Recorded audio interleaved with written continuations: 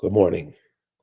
Welcome to another edition of African Americans Ain't Africans, the Think Show that proves without a shadow of a doubt that the so called African American didn't come to America in the trunk of a ship. I'm your host, the Indigenous One. Well, where we are now is why are intelligent folks learning that African Americans ain't African? I mean, when you first hear the statement, it should tell you. When you first hear the statement, when you first look at a map of the world, you look at ocean currents, you see all the images that people, intelligent people, are finding showing the ocean, showing ships in the middle of the ocean. When you see these things, well, you don't even have to see them. You could just hear them. When you hear people traveling by wooden ship in the 1600s to a place that's 5,000 miles away over an ocean, it should automatically occur to you that this is not what's happening. But how we have been trained to not know nothing. We'll believe shit like two men can have a baby. That's your Christianity, by the way. Read it. It tells you right there, but we don't read it. We can believe that we're black, furthest thing away from black. We believe this stuff. We say it every day. This is what I mean by we're trained. Doesn't have to be true. We're just trained to say that, and we'll argue you down just so we won't look stupid anymore. This is what the African American does. So today, and what we show you today, and we hope that you have your thinking caps on. We hope that you put on your thinking caps for this because I think this is going to be one of the last times we do a program like this because damn y'all for real. And you would rather pass on the bullshit that you've been passed down to your kids, and you see the situation that this current generation is in. The reason the current generation is in this position is because the previous generation chose not to teach them a goddamn thing. So, we're going to show you some things this morning. And if you don't get this, and this audience will, of course, but it's so simple. It's simpler than wiping your ass. So, joining me this morning, two fine young ladies who, when we first met, they got it. Matter of fact, they got it before I got it. The Macamac Nation, and you all know her as Miss Lisa Cypress and her beautiful daughter, Nay. How you guys doing this morning? How you doing? Well, doing well. How are you doing? Oh, I'm wonderful. I'm wonderful. Woke up this morning, there's snow outside. I'm What? not feeling. Snow Yeah, in Alabama? Wow. snow in I don't think Alabama. Can you believe it? snow in Alabama. Yeah, that's crazy. Boo, Ooh, boo. is it real or is it that fiberglass stuff? What is it? What is it? Uh, I haven't been out to see it yet, but I will in a minute. Mm-hmm. All But I right. know it's Yes, I indeed. know it's freezing, or it was freezing last night. So, but we're good to go. How you doing this morning, Naomi? She. I'm doing all right. I'm looking for our flag to put as my background. But yeah, I started off the morning pretty spicy because everybody, the cold weather is making everybody coochie hurt. So no one's trying to be outside, which is a good thing, especially in Atlanta, because people can't drive. I was on two Facts. TikToks before I got on this TikTok. One was like a delineation TikTok, and they were talking about hip hop, and I talked about how one of my old classmates was a Nigerian second generation immigrant. Well, second generation. He's not an immigrant, but and how when things went left with us, he was like, "Yeah, that's why my people whooped your people," and I'm like, "What? Are you kidding?" So I went on that live, and another live was like, "Oh, y'all black Indians," which is like very derogatory. I should scalp you for that statement. Y'all black Indians was in caves, and y'all don't have no culture. Y'all got your culture from Africans and the European. So I went up there and I packed them the freak out. I just showed two primary sources, and then somebody got up in arms about it, like, "Oh, they didn't mean that." I'm like, "You want me to pull up the freaking Virginia Company London records and then make you more upset?" So that's been my morning. So I'm doing pretty great. Oh, You gonna go live on TikTok with this? You really should. uh, It's I, gonna be no, no. they could. They could. I You don't, don't want to do I don't, I mean, my good. thing is, we could, yeah, but who? I mean, I don't want to go live anyways. I don't know. If it's one thing we can patch it through StreamYard and have it more seamless, yeah. But I was just gonna hold the camera up and just kind of just let them get Yeah, it that done. doesn't work for me.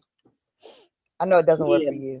I'd Can you rather do have it? it patched through StreamYard. It makes more sense for I Right. TikTok. don't know. StreamYard, does StreamYard have a TikTok link? I don't know.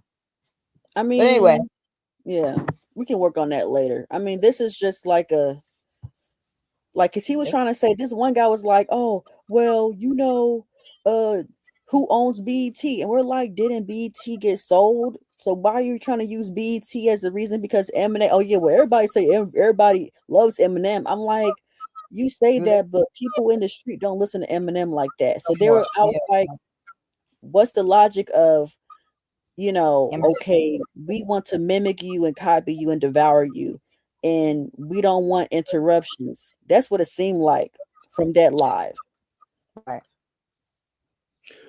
Well, let's jump into it. Let's jump into it because the people want to hear this.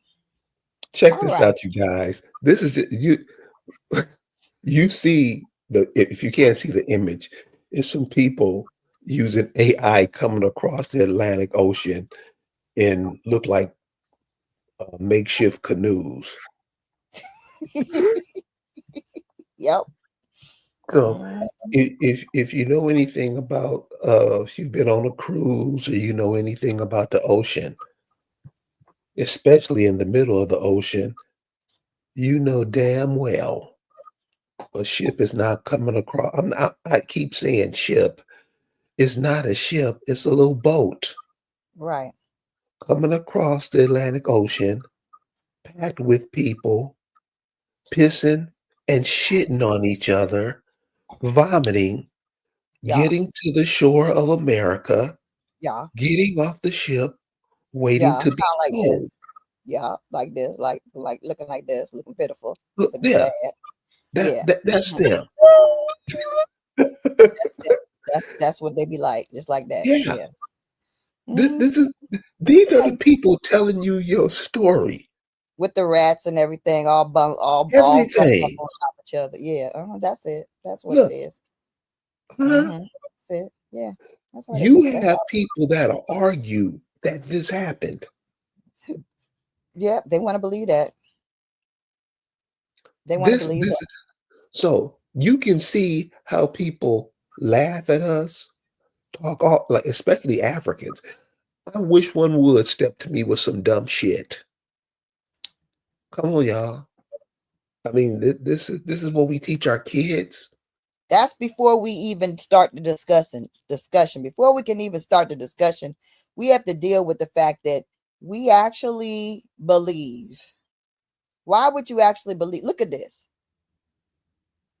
Look at this. How in the world are you going to be piled up on each other, urine, vomit, period, blood from your wounds, because you're going to have wounds, and how is that? How is that? We're gonna do. How can you be so crazy counting down? It's got 20. We got 25. I think 25 different numbers to this countdown to make it make sense. Countdown make the slave trade make sense. Okay, because it don't. Okay, we got 25 or more slides to go. That we're gonna have to make some reason out of unreasonableness, and this we cannot. We cannot. Look at this. Disgusting. And worse than that, imagine it's worse than that. Imagine the stench. Because see, I've had the experience of dealing with a fresh African. Because I went to college and my ex-husband, then boyfriend, had the first African on the basketball team as a roommate. And he did not want deodorant, washing, or anything to do with soap, water, or deodorant. And the stench made your eyes water and made you gag. Okay. And everybody on the team, off the team, my ex was the photographer for the team. Everybody was begging the coach. Everybody was begging this man. I'm sure his teachers, because he couldn't walk into the classroom without lighting the hallways up, the classrooms up, the buildings up. So imagine the stench, because that was just one dude. One rather nice dude, but funky, but very funky. Charles Johnson, great day to you also. Good morning. Caillou, brother. Good morning, everybody. Yes. So, thank you for Lisa, please go ahead. Yeah. So this is, that's the thing. We just have to get this. We have to get this very clear. Hey, how you doing, Charlize? This is Sharice. We have to be real about this. We have to understand how difficult and disgusting this had to be. Okay. All right. The main reason we talk about who we are is because our families tell us who we are. They always told us that we always been here and we are Indian. That's why. It's common. Daggone Henry Gates made fun of it. All African Americans think that they're Indian. Everybody think they got some Indian. Yeah. Why is that a common story? Why does every single Negro say that they're Indian? Because it's damn true.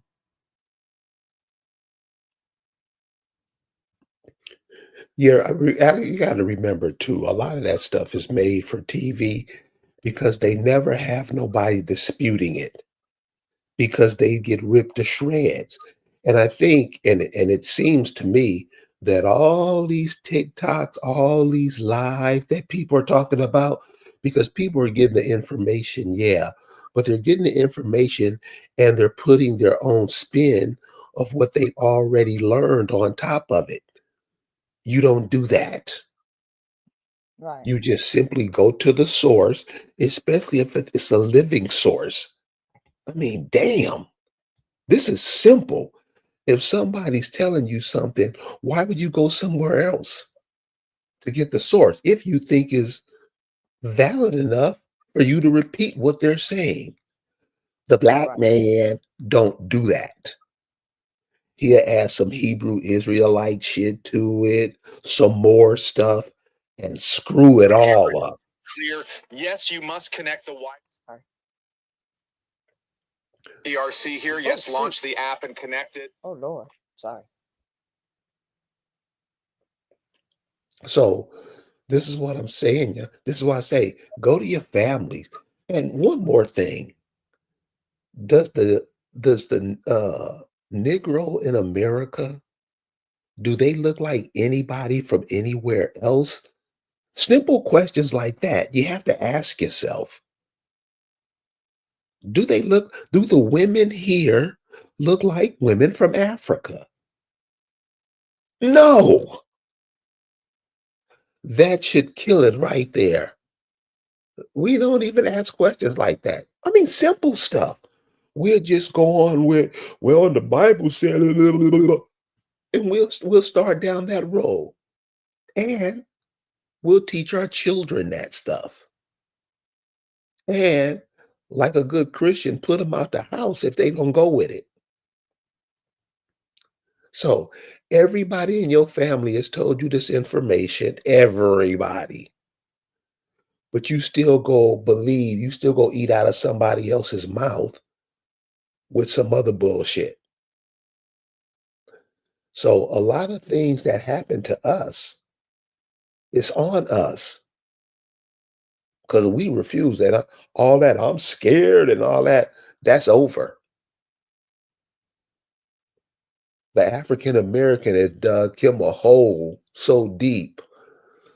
We're about to find out if we can even begin to ascend from it. Okay, Lisa. So Charles the Realist say Christianity was an indoctrination. I'll go a little further than that.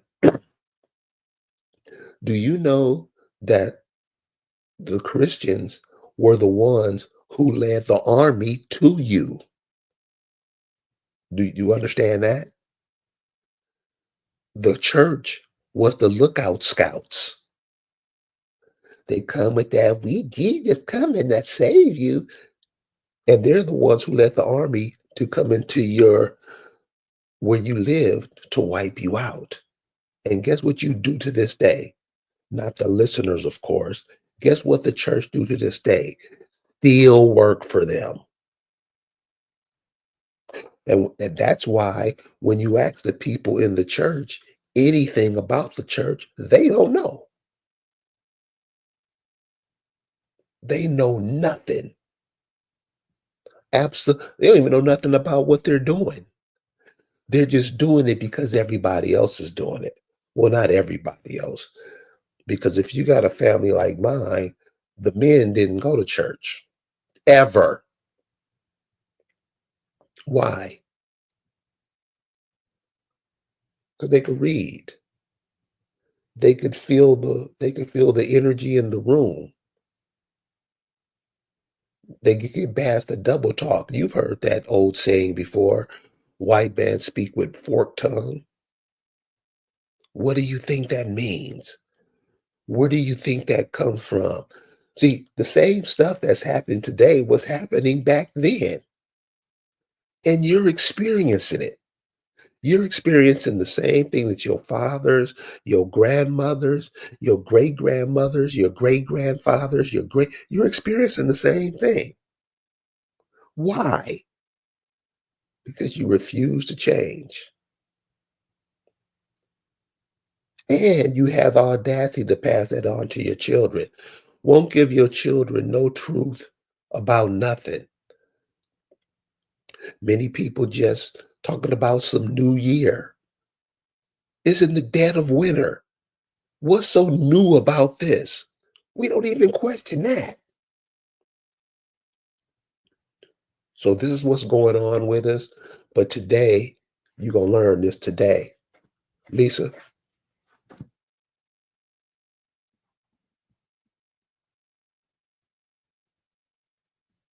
Yes, we got to trust our families first and foremost. You know, if you don't trust your mom, your dad, your grandma, your granddaddy, your uncles, your aunties, your cousins, your peoples, then you're already messed up.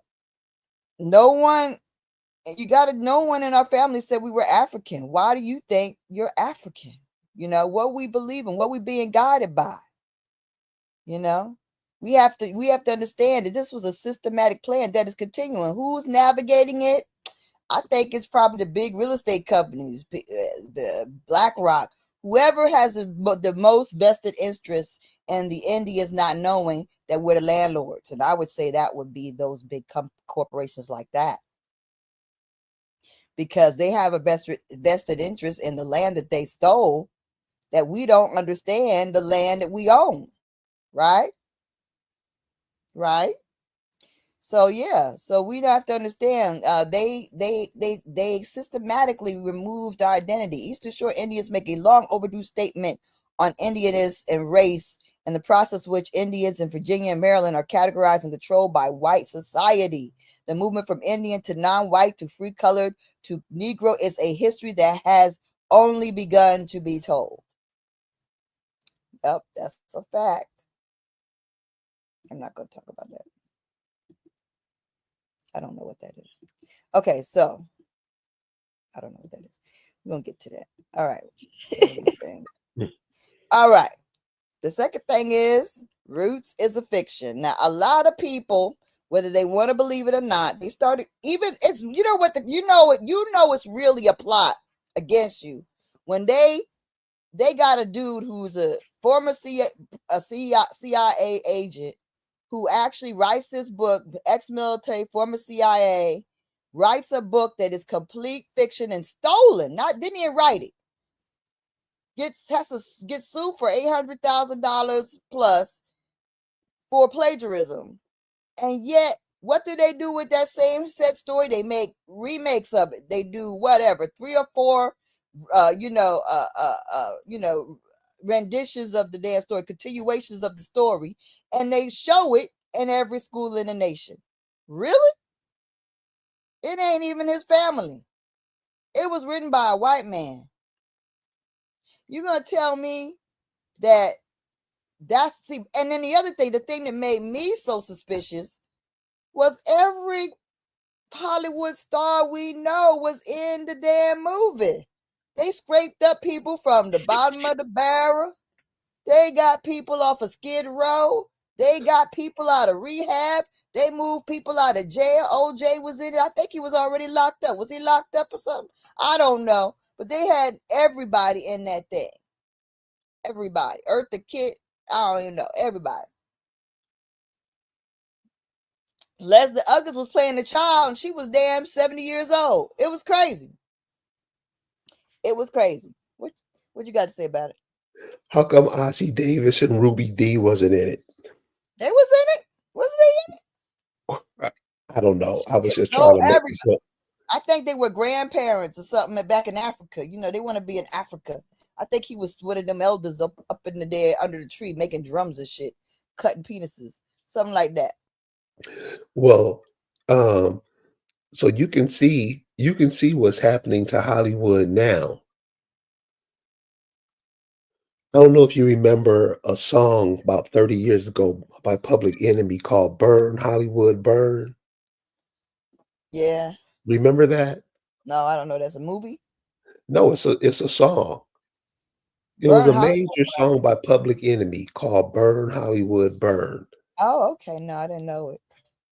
And if we just knew, because one of the reasons I started African American Ain't African, because I figured if the so-called Black person here realized that they were connected to this land, it would plug them back into nature.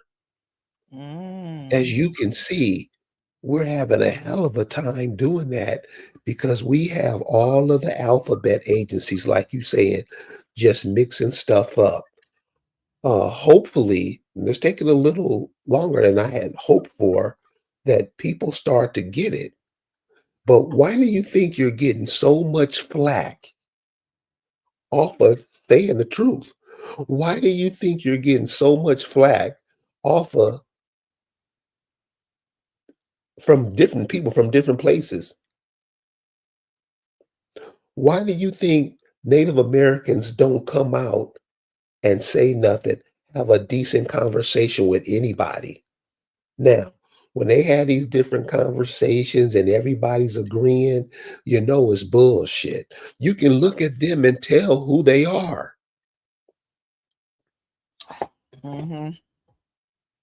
You should be able to look at anybody and tell where they're from or listen to where they're from by the sound of their voices. African women mimic your women. The men too. The men too. So do them Packies. Them Packies. I work with a doctor, and if I close my eyes, I thought I was hearing my brother. I said, that's really creepy that he sounds like my brother. Now, my brother, that's weird, right? So that means you have imitated the indigenous tones, the tonation, sounds, inflex, everything, the dialect down to down to your core. You don't sound nothing like your daddy. You don't sound nothing like your people at all. You sound like my brother. That's weird. That's weird. That's beyond cosplay. It's disturbing. They pretend that they can come over here and trick you. Why? Because they've always done it. We don't get it. And the cool part is these civil rights all-stars, they're fading away. All that shit that they taught us, Black Panther, civil rights, all that, it should become evident now that it didn't help at all. I know next month they are giving you something called Black History Month. We're going to have to change that up because you don't look for your history one day out of month. You look for it every day. You build on it every day. These are little things that we should be teaching our children because remember, they're here to replace you. And if you leave them with the dumb shit that you've been taught, what do you think is going to be their plight 30, 40 years from now? And remember this is something that you better remember because this generation that's here now, real arrogant, real smart assed. But I just want to let you know about something. And you don't see this now, but you will see it. You see all these immigrants now, and they're over here because they've all sued America to come to America. This is how they're breaking America down. See, the United States went over to their countries to help kill their people out, tear up their land. I don't want to go too far back in history, but this one, of course, for sure. But go check out Vietnam, what they did to those people over in Vietnam. Unlike us, those people have a reverence for their people, their ancestors. The Black man in America don't at all. They remember their people because it was their people who got them here. They remember them people. And see, while we're walking around here talking about Diddy and other non-significant shit, they remember. They see how we acted. And I'm telling you, you better be up on game. They don't forget. They not over here trying to be your friend. They doing one thing from you. Because see, they got us so twisted, we think we're the minority. When you go to Vietnam, the Vietnamese are not the minority. When you go to Jamaica, the Jamaicans aren't the minority. When you go to China, the China aren't the minority. The Chinese aren't the minority. Only when you come to America and 13% of the population, really, from people who used to standardize having 13, 14, 15 kids per family, and you're the minority, there are Negroes that would argue that fact, would tell you that. And this is what I'm saying. You got to at least think. And if you don't know how to think, we'll be giving a tutorial on that real soon. You think it, you say it, and you do it. That's why they leave you in school for so long. Okay, Lisa, handoff.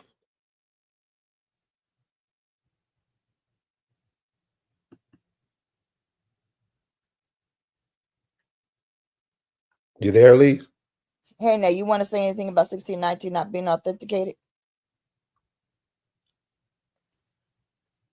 Nay? Yeah, I usually have a habit. What I'll usually do is I will open the Virginia Company of London records. You can start because I think it starts to I think I have it pulled up over here because it starts a little bit before the 16, like a few years before that, right? But all you got to do is go on archive.org, look for the Virginia Company of London Records, Volume 1. There are 4 volumes. Select the first volume and just go down the line. Go from year to year, all the way up to that time period.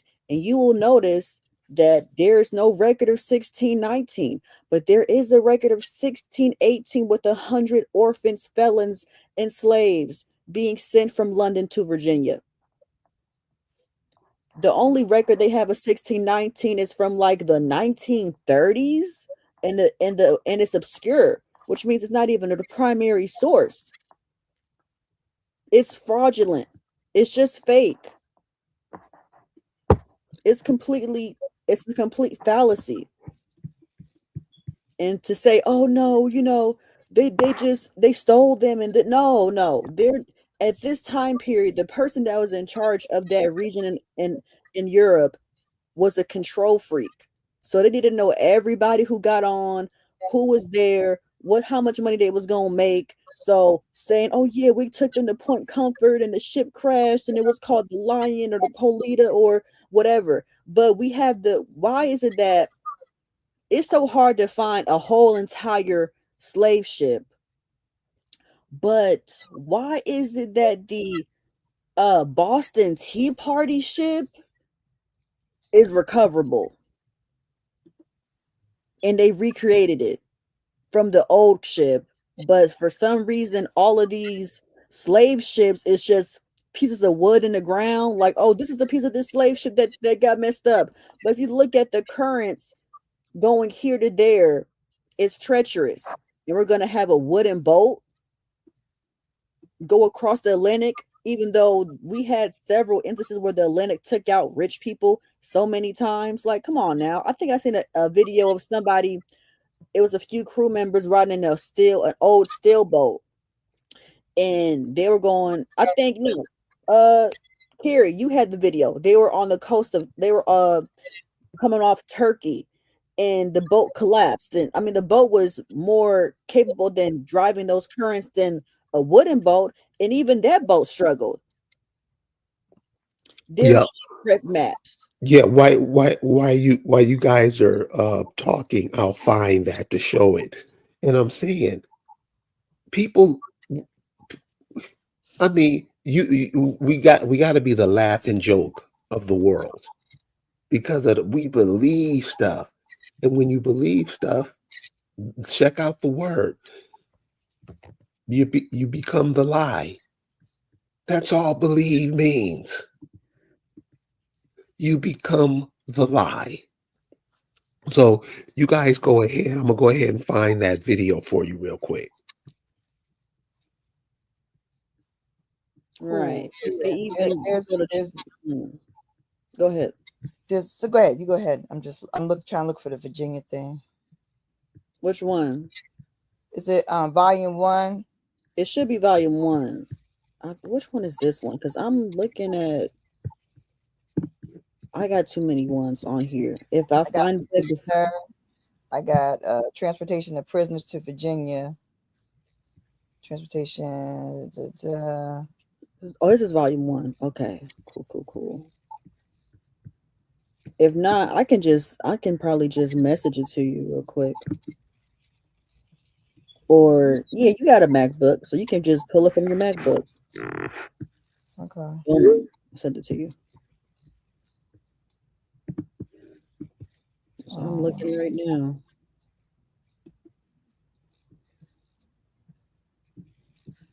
Yeah, I didn't see, but see, even there, you don't see any. Like I said, we have the actual volumes, but volume 1. But I see here something. What did I go to? I did. go to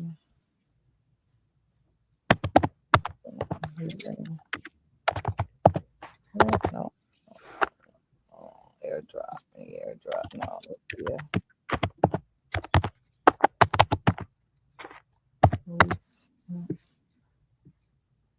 It is snowing. Yeah, I'm glad. Oh, I hear a siren though. Somebody slow stuff went outside.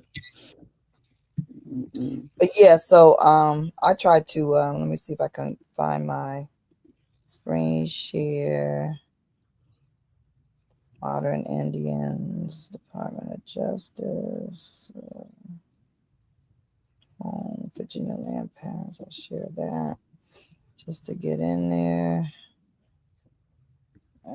Records of the Virginia Company. Share this tab. Version somewhere. Okay, so if you kind of, like I said, but if you go through it page by page, let's go big.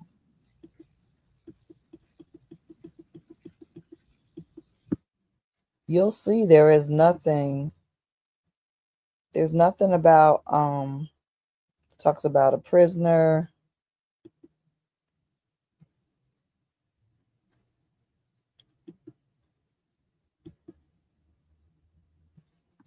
Okay, while you guys are finding That's, that, I found. No, but that's what, go ahead.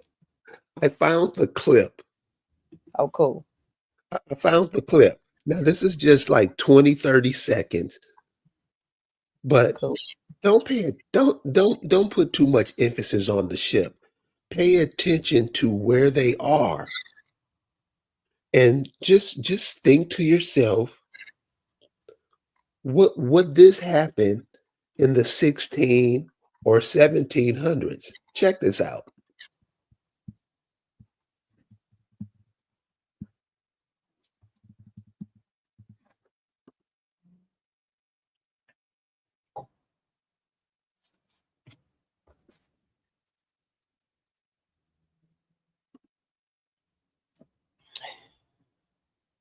We ain't got the second class. We got the fourth class.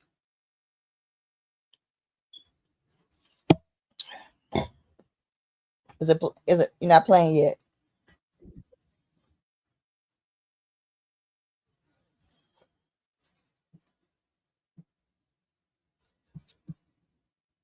Is it playing? I don't hear it. It's not moving. Where is he? Oh, he's still on. Is he muted? Maybe. Are you muted? Are you muted? Let me see. Private chat.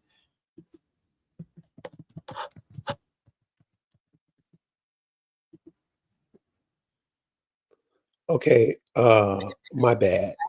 Okay. My bad. I did that totally wrong, but I'm gonna fix it right now. Okay.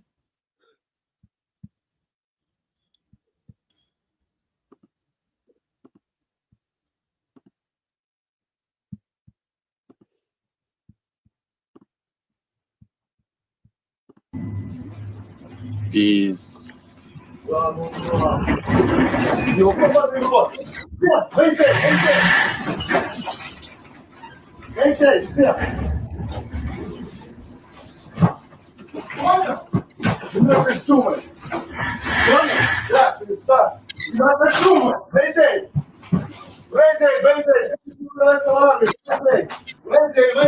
vessel broken, my vessel, Arvin.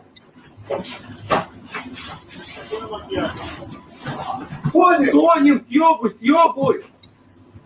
And mind you, that's not wood. That's some metal, right? Yes. That's steel.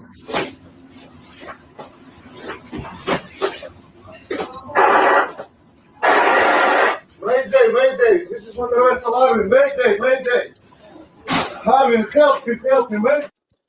Atera is the IT painkiller. Remote monitoring and management. Remote access. So that's the kind of stuff we believe. So before you go any further, this is what those who are locked into the story are going to say. Oh, that's off the coast of Turkey.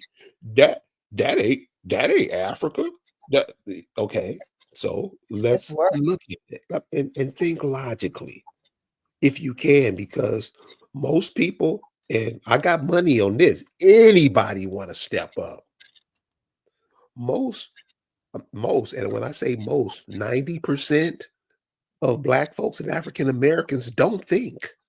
They just they're just controlled by their emotions. Turkey is north of Africa. And if you're looking at a map or a globe, you'll see Africa's the center of the world. It's the center. There's movies and songs about it. If it's the roundest part of the world and the earth is spinning on its axis, I don't know if it is or not, but this is what you're trained to believe. If earth is spinning on its axis, right in the center, what do you think the water would be like? It would be like you in the bathtub as a kid going back and forth, making waves. If it's tilting, how they say the earth tilts to the left and to the right, that what do you think the waves will look like? This is why if they tell you anything, because this is the respect they have for you. And you can see the respect they have for you because you won't even think about this. They'll just show it to you and you'll just believe it. Not only will you believe it, you would tell your kids this is where your grandmama and granddaddy came from. So this is what I'm saying, y'all. Come on, damn. Just a little bit of thing. I know it's something that you don't do. I know it's something you don't believe in. I know your head start hurting me, but damn, y'all, just think about the things that you're told. It's not New Year now. We're in the dead of winter. Okay, Lisa, handing it back off to you.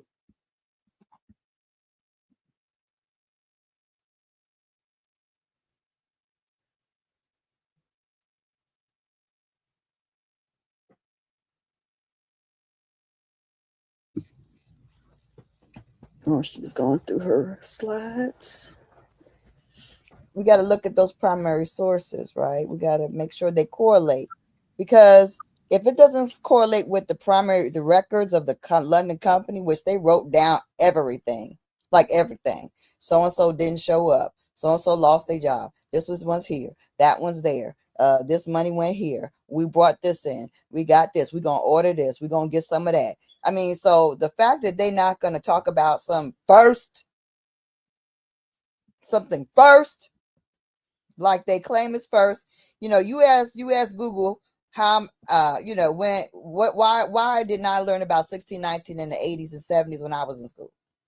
Oh, because it was just talked about in 2019. That's when the project happened, and then it became part of compulsory education. Oh, really? So they just introduced that in 2019 as part of the education plan, and nobody else was taught about that shit. That's interesting. If the court records don't talk about daggone 1619, and you don't have any daggone colonial records that actually mention it, where's the source? There is no source. They changing the story. You'll find out, because as we go into it, that we're gonna talk about how they changed the story on this stuff. So where are the slave ships? That's the other thing. We just looking at ships. Where are those raggedy ships that they said was doing all this transporting? Because if they was able to transport us, like they say it transported us, then they must have been pretty tough ships. And who was these shipbuilders? And where they get the wood? And et cetera, and so on and so forth. Like, that needs to be questioned, because they got old Pilgrim stuff and old everything else. How come you ain't got not one to show us this really for real? And then they made a fake voyage got some jigaboos to act like they Africans, or whether they hired Africans and the Clotilde people. Okay, got all these brothers and sisters in daggone, Alabama claiming to be related to them, and they from a voyage from Africa. All this nonsense. Because why? Because they knew that it was about to be, they was about to lose land. They knew that succession was on the table. They was fighting over there they was fighting for land anyway, because niggas had so much land. And they wanted to make it seem like, oh yeah, we still do. There is slave. It is real. Be afraid. Be very afraid. Because we still there going trading y'all. It's all a mind game. That's what they are great at. They're great at mind games. They're really good at mind control, evidently, because they got everybody to walk around with a pair of panties on their face for like a couple of years solid. So they're really good. Okay, that you got to give them credit for. The other thing is, people will say, oh, what about the ship manifest? That ship manifest proved the slavery, you damn. It's that manifest.com, .org. Okay, but they don't align with the colonial records either, baby. Okay, they don't align with nothing. Those ship manifests don't even align with history, because this is the thing about the ship manifest. We got all these ship manifests, right? But we're not even taking into account the wars that's going on both sides. We got the Anglo, Powhatan, the Pequot. They got the damn 30 years where they got all these wars going on overseas where it's depleting their money and using their ships. How the hell they got ships to just go willy-nilly to Africa, fight off in malaria? You know what I'm saying? Because if they was really bringing us from Africa, they would have brought some heated cases of malaria with us, right? They would have brought some hot malaria along with us. You saw that? You saw a soupy mess in that dam that we would be swimming in the bottom of that boat. We would have some raging malaria in America. But that's right, quinine, right, until like 1880 rather. Right. And that's when they decided to explore Africa. The old wooden ships couldn't navigate that treacherous Atlantic Sea. Carrie just showed you. You saw that dang metal ship, real ship got snapped. And they couldn't even say Mayday. They were so nervous. They didn't even know how to say Mayday. They didn't even know how to say, because that's how treacherous that water is. You don't play with that Atlantic Ocean. You don't be running through there willy-nilly with a bunch of daggone cargo. Do you know how much money it costs to go all the way out to Africa? And how do you even power that? Just keep going. That's the next thing. That's number 7. How could you carry such a heavy weight of Africans packed like sardine without a motor or a row crew? How you going to push that through the ocean with a raggedy sail and them currents? How you going to navigate with a raggedy sail? You got that kind of weight on you. You would need a whole level of rowing crew to power that. They didn't have motors.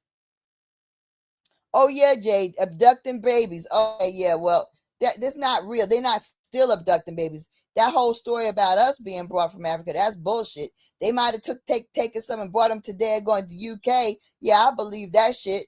They might have done that shit, but they didn't bring them over here. How could you provide food, water, cleanliness to keep them Africans healthy and alive? How you gonna do it? Because they weren't even keeping themselves alive. Mind you, they were disgusting. They didn't wash, not at all. Okay, they had bubonic plague going on. How the heck are they going to keep people safe and alive when they didn't have enough? Okay, let's keep going. That's number 8. England couldn't afford. It couldn't afford it. It was in an economic crash. Okay, They was having starvation and shit themselves from all their wars and stuff. How could they afford to go to Africa to bring people? I think another thing, Mhm. I think another thing that we don't pay attention to because we're so caught up in the story is, so you're saying people came on boats on nations full of people and kicked the people on the land ass? Explain that. Explain Right, how, explain that. right. They could. Okay, this is the thing. No, it's really even worse than that. How sorry are the people? Because I'll skip ahead, whatever. Because that's right. How?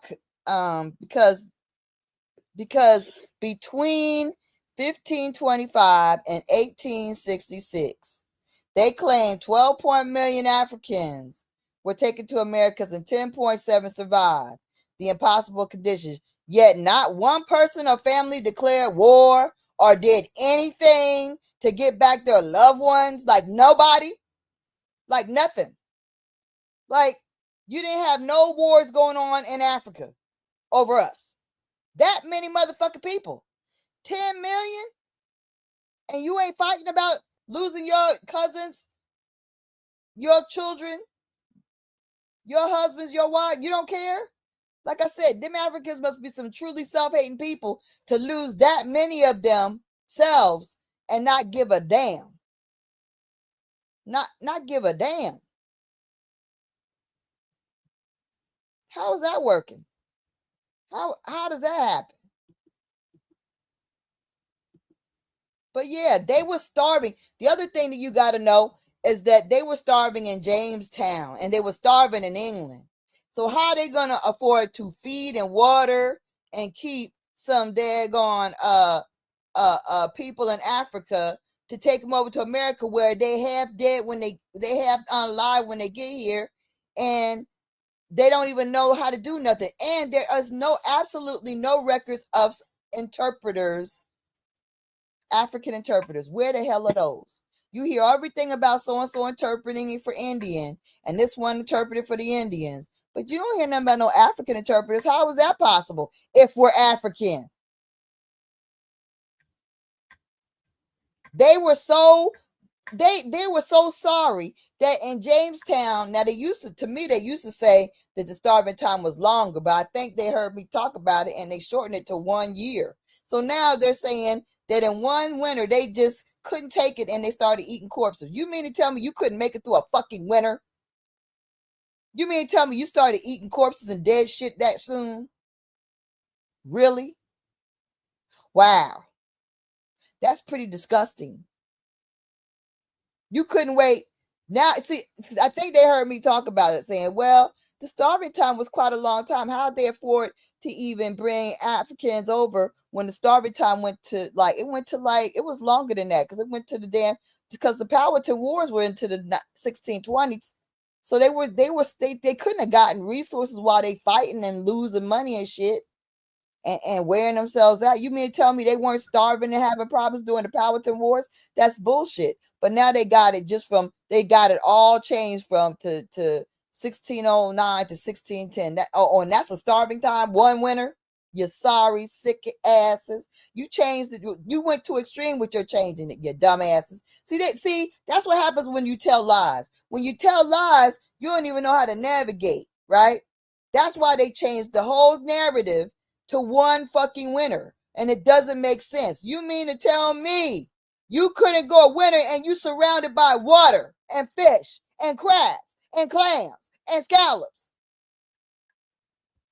frogs and turtles and squirrels and deer? You mean to tell me you could not go one winter and without eating corpses? What kind of cannibalistic weirdos were you?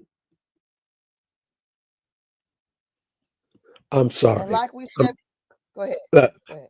You hear what Sap said? Eating belts and shoes and shit. That's what they was doing. Did they put it on? Yeah, exactly. That's what they was. That's what they say they was doing, and it was just one winner. But you know what? They sorry like that. That's why they know. They know the fragility. That's why they tried. That's why they tried to take from us so freaking desperately, because they know if they have to do, it's doomsday for them. Because they ain't trying to do. Things got to be laid out for them, all comfortable, or they freaking get crazy. Okay, they lose it. And that's really sad, because it's not, I mean, this is it. You're not going to be able to have all this stolen shit.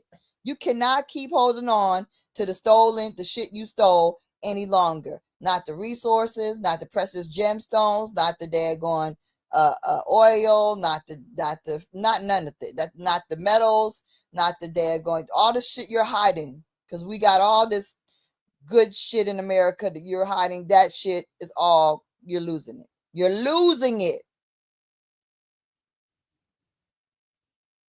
They couldn't afford to go to Africa. They couldn't face the malaria. They already had all them plagues. England didn't know anything about Africa and in the 1600s. You look at a map of the 1600s, it's nothing. Everything's unexplored. It's a question mark. They didn't know even how to treat malaria until they got the quinine, like the brother said, until after 1880. Africa was not explored until the Berlin Conference. That's why when you look at things about Africa, you're like, oh shit, they ain't got nothing done. Ain't nothing happening in Africa until like after 1900. You can't even find an 1880 picture of an African.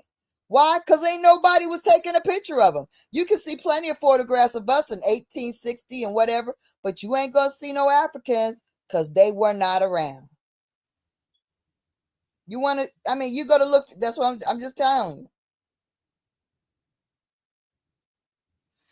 1619, they changed it. That's what I was going to get to. 1619, they changed it. It was supposed to, the story was, it was 20 odd Negras, right? Spanish ship was intercepted and they were Christianized. They all had Spanish names, Antonio, Maria, but really it was supposed to be all girls because it was 20 odd Negras. That's the feminine form. So they lied about everything. They remixed it. Why? Because of Anthony Johnson. They had to say that it was Negroes because, hey, Anthony was on there. They wanted to add Antonio to the mix so they could make sense out of Anthony because they don't know how to make sense out of Anthony. Anthony defies the truth. Anthony defies the lies that they're telling. The arrival of 20 odd Negroes in America, and 20 odd Africans and Negroes turned to Negroes, and then it turned to 20 odd Africans in the year 2019. All of a sudden, these Negroes are Africans. No mention of this 2019, the 1619 for 400 years. Why did it take so long to make the Negroes African if they were always African? And there's the other thing. Why didn't you always just call us African? Is that what we were? Why were we ever not called African if that's what we were? Why would you not call us what we were? It doesn't make sense. They needed to find an arrival date because with all the descriptions, Negro, color, black, African, they wanted to make African stick so that we can believe that we're the immigrants and we're not the American Indian landlords. That's important. We cannot believe that we belong here. That's why they gave us color codes instead of their going actual nation. They couldn't say we're the Americans. No, they couldn't say. So they knew that they weren't.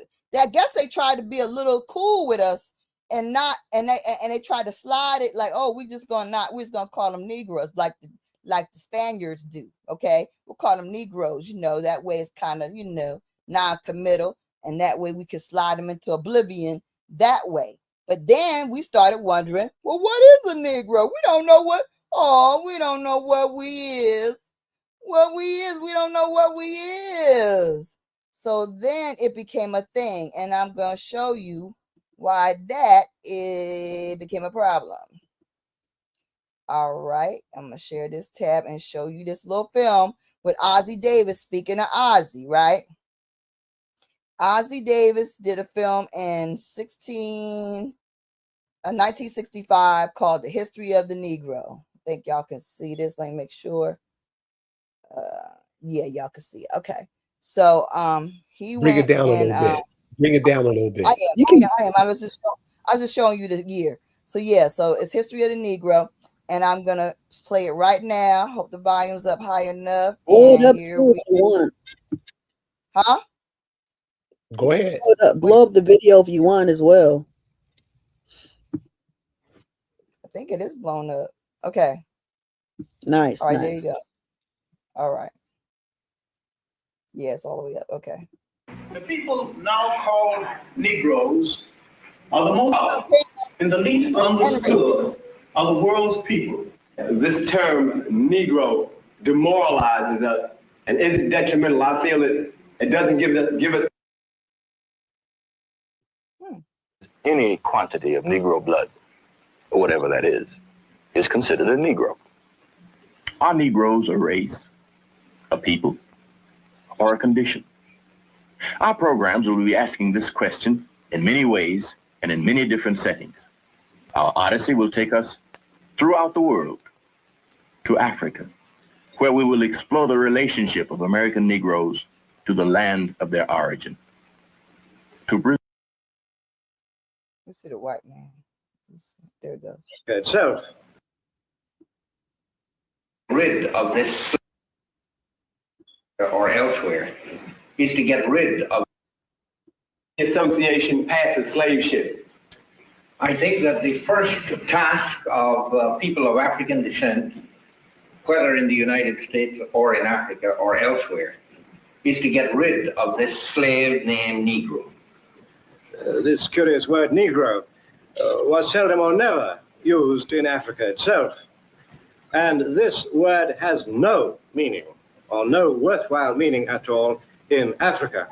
I would doubt myself if it has any useful meaning anywhere else. What is a Negro? A simple question, but the answer is not so simple.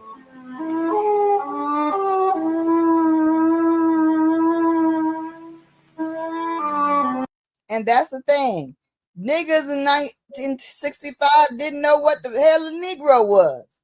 So they had these daggone so-called educated asshole eugenics directed Pan-Africans tell them what they are. Okay. So they decided, yeah, we're gonna make sure these so-called people that don't know who they are, because we done called them everything, every color in the rainbow, colored, black, you know, Afro-American. We give them all kinds of damn pet names, right? Giving the people of the land, of the property, pet names, because you don't want to call them the indigenous people of America, the American Indian. You don't want to call them what they are. You want to give them pet names. And so then people was like, well, what are we? What? And so then you're going to direct them off as immigrants, right? It's right on YouTube. Yep. You're going to direct them off as immigrants. That's what they did. Okay. That's what they did to us. Okay.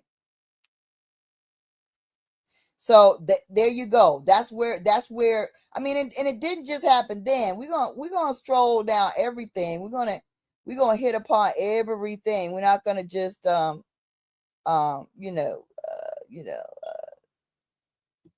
just do that. Like we're going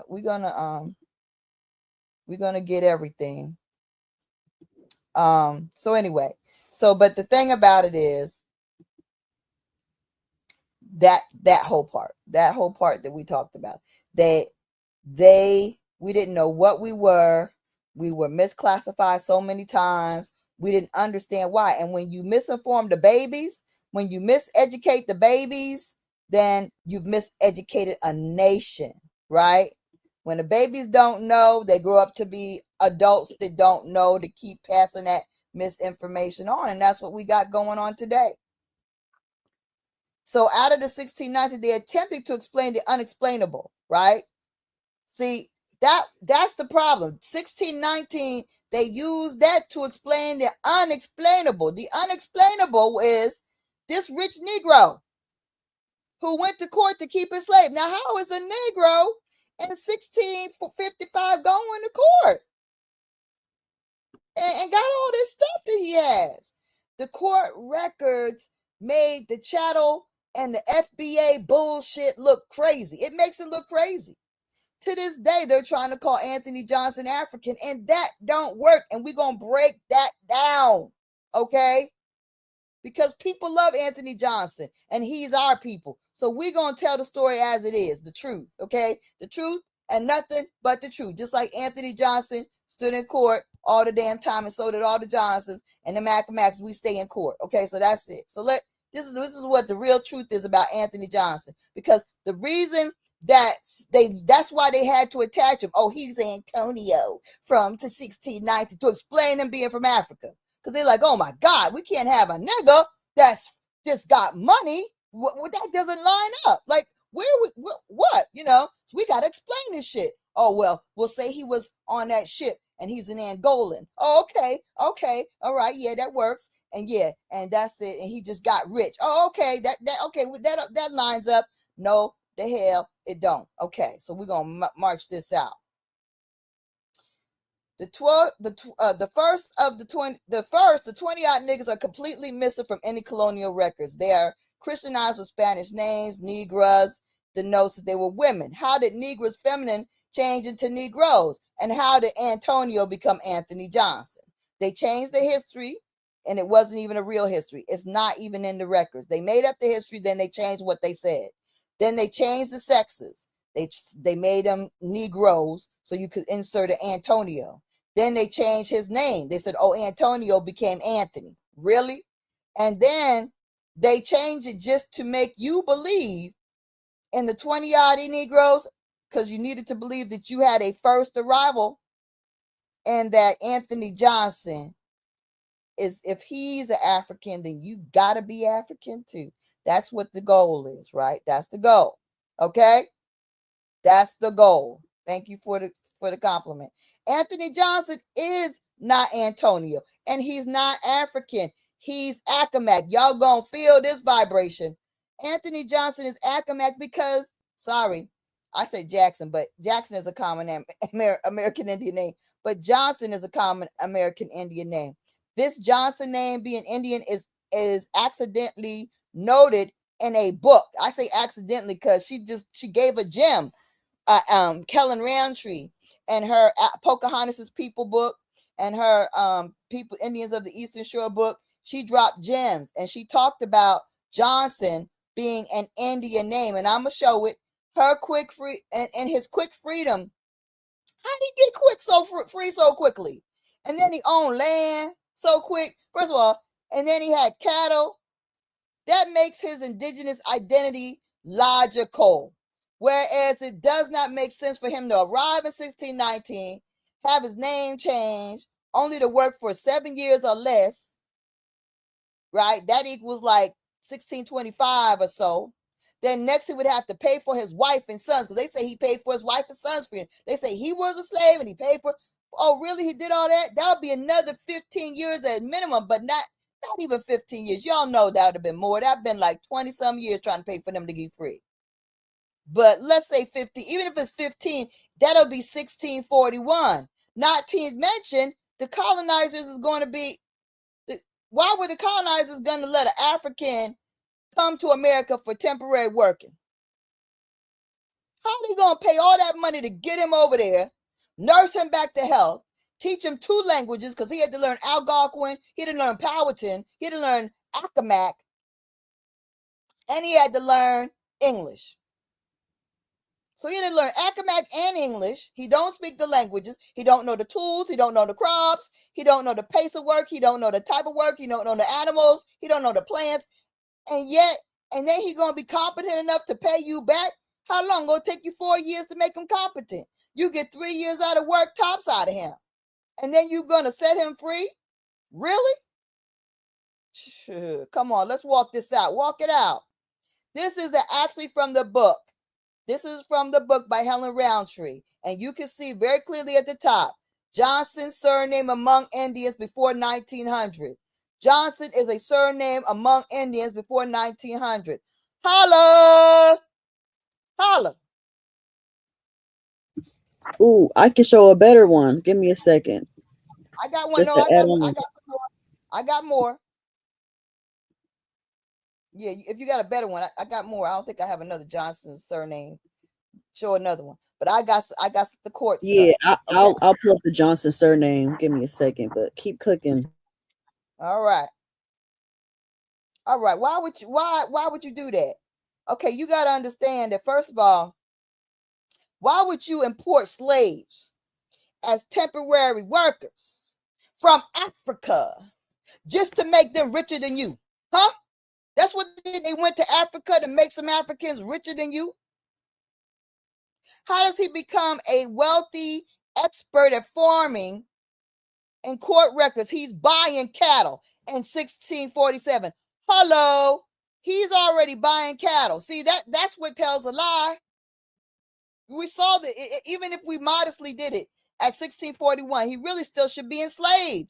By 1647, he should still be a slave, paying off all his daggone family debt. But 1647, he buying cattle, y'all. That is not cheap. That ain't buying corn seeds.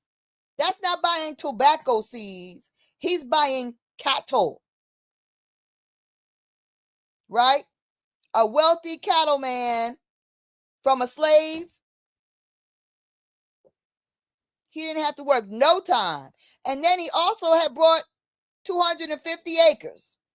And he had his own slave, probably several. The idea that colonizers would risk the life and health at great expense just to possibly have a marginally fair, lousy-ass worker for 3 out of the 7 years, because the first 4 years he would be recovering from his illness, he would have learning disabilities, he would be trying to get a hold of the language of English and Algonquin, and they didn't have no interpreters because they're not in the records. Ain't no African interpreters and the records, you Pan-Africans. Shut the fuck up. There are no African interpreters, but you think you're from Africa. You make me sick.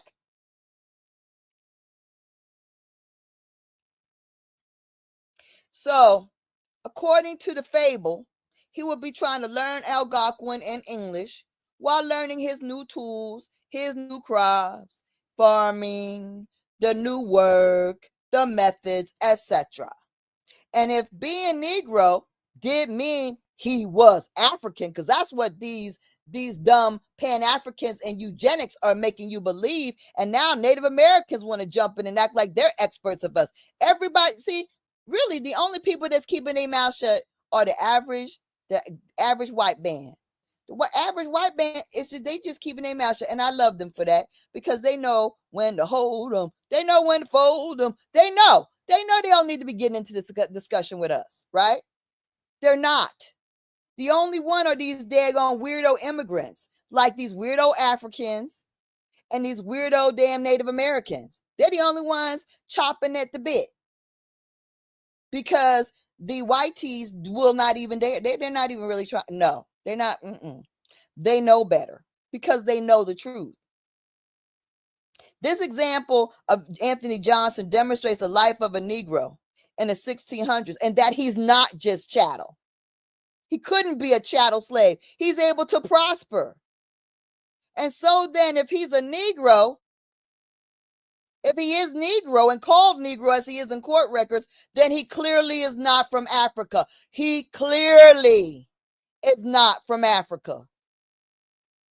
If he being Negro did mean he was African, then why would a wealthy, the wealthiest stolen African, now free, not ever go back to Africa? That's one thing you got to ask yourself. If he was that wealthy and he really was African, why didn't he ever go back? He got stolen from Africa. Or even if he didn't want to go back and live there, why wouldn't he not import some shit that he liked, like his fufu or something? Because we would be eating fufu today if Anthony Johnson was African and he had said, I got to get me some of that good ass fufu, and went back and got that, whatever they was eating, whatever was his favorite food in Africa that he loved, or why didn't he bring his sister or his brother or something, or whatever them damn African drums and shit. I don't know. But Foo-foo's he not didn't good. bring. Why didn't he bring the shit that That shit he nasty from as Africa? hell, boy. It's gross. Why didn't he bring his? Why didn't he bring his stuff? You know what I'm saying? Why didn't he go back and get his people? Why didn't he go home and say, yo, I'm all right, y'all. I know you was worried about me, which they weren't, because we ain't got no reports of anybody looking for nobody, fighting for nobody. So does it make sense? I mean, if you really believe that he was African, like these so Pan-Africans want to say we're from Africa, explain why this rich African didn't want nothing to do with his homeland. Why these Africans let over 10,000 people go without squeaking, without daggone reaching out, without daggone sending a letter in a bottle. Could you send a letter in a bottle? Could you do anything? How would he learn the language, and how would he represent the law, rather? This is the thing. We understand the reason we know about Anthony Johnson and how these people try to say he's from Angola. It just makes my head spin, because also, in addition to surviving the voyage that's unsurvivable, nursing himself back to health, which there is no nursing that he would be able to do, being able to get himself together so that he is learning 2 languages without any interpreters, learning the job, half-ass doing it, getting out of it without doing any work or being any benefit, then getting free, then having all this money that he can get all these other people free, and then he got money to buy cattle and land. How did he learn also his rights as a what? African? So you mean to tell me that back in 1640, that he had the right as an African to represent himself in court? You mean to tell me that these colonizers was bringing people over so that they could fight them, so they could be fought in court by the people, by the chattel people that they brought? Do you tell me that's the definition of chattel? A chattel is a piece of chattel that can beat your ass. That's what chattel is. Beat your ass in court, chattel. How are you so helplessly chattel if you kicking ass in court? Hello? I don't get that. I'm a chattel slave. See, these people get off on poverty and poor me politics. I'm a victim. You ain't no fucking victim. Anthony Johnson proves we were not victims. We were victors, and we still are. We just got screwed up the last 60 years. We screwed this shit up. We were winning this whole time, and the last 60 years we let it all drop. We screwed it all up. But how would he learn the law and represent himself in court? A colonizer would not allow an African foreign child to sue anyone in court, including the colonizer in court after working for just a few years. Impossible. But boo, that shit happened. So before I forget, let me go back and show you that they were suing white folks in court, because maybe y'all don't know about this shit. Because you know what? Accomack Indians know, because we got the oldest court records in the nation. And it's older than probably what they telling us, because they lie so much. And it ain't their court records, it's our court records, because who's always in the court? We are. What we handling? Indian business. Why we handling Indian business in the court? Because we made the courts up. We did that shit. Okay. Here you have an actual volume of the court records, right? It says the date underneath, the date above it. This one's in the afternoon, that one's the next morning. So it's October 1673. It's the 27th, okay? On the 27th day, you see at the bottom, Moore versus Light. Whereas Anthony Moore, a servant Negro to Mr. George Light, doth in court make appearance by several others that he cometh into this county for 5 years, and is therefore ordered that he said Moore be free from his said master. Okay, and that he said Mr. Light pay him corn and clothes. He's supposed to pay him corn and clothes according to the custom of the country. That's the custom of the country, not the custom of England. Hello? Get this. Not the custom of England. It's the custom, our custom. We had ways of handling business already. And if you do look at records, you'll see that when they got here, they said, oh, their laws are agreeable to us because we had laws that vibrated. Our laws were better than their shit. Okay, that's what he basically said. Their laws are agreeable to us. But why? Why everybody missed that? Why everybody miss everything but the fact that they want to be chattel slaves? Okay. Anyway, he said more. He said corn and clothes according to the custom of the country, not their country, our country, and 400 pounds and cask for his service done to him since he was free, and pay the cost. That means that white man that master got to pay. He might not. Is he? I don't know. Is he white? He might not be white. Shit, his master, Mr. Light, might not be white. I don't know. See, I'm assuming something that it's probably not true. Mr. Light probably is a nigga. Okay. But anyway, the point is that Moore marched himself in the court and sued his former master, which really is your former employer. And we roll like that. That's how we roll. And when you don't know the real records and you got people just making up stuff and reading books that other people wrote and they not going to the primary sources, they don't know. That's why it's been making us sick every day. People want to talk about Anthony Johnson. You don't know. You don't have copies of the court records. You don't know what happened in the Eastern Shore. You're not an academic. Shut the hell up. Don't talk about people that ain't you. It pisses us off. And we haven't said anything. We've been sitting up there watching people gritting our teeth saying, please don't talk about Anthony Johnson. Oh, God. We argued with Curry Mayo about it. And I seen some folks on TikTok mention it, but they used like a weird link from Black Past and said he had like an owner named who was a Bennett. I'm like, bruh, are you trying to say he's European? Then you don't know the full thing. You shouldn't speak on it. Like, that's weird. The truth of the matter is Anthony Johnson wasn't no damn slave, not doing all that he was doing. He wasn't no freaking slave. Okay.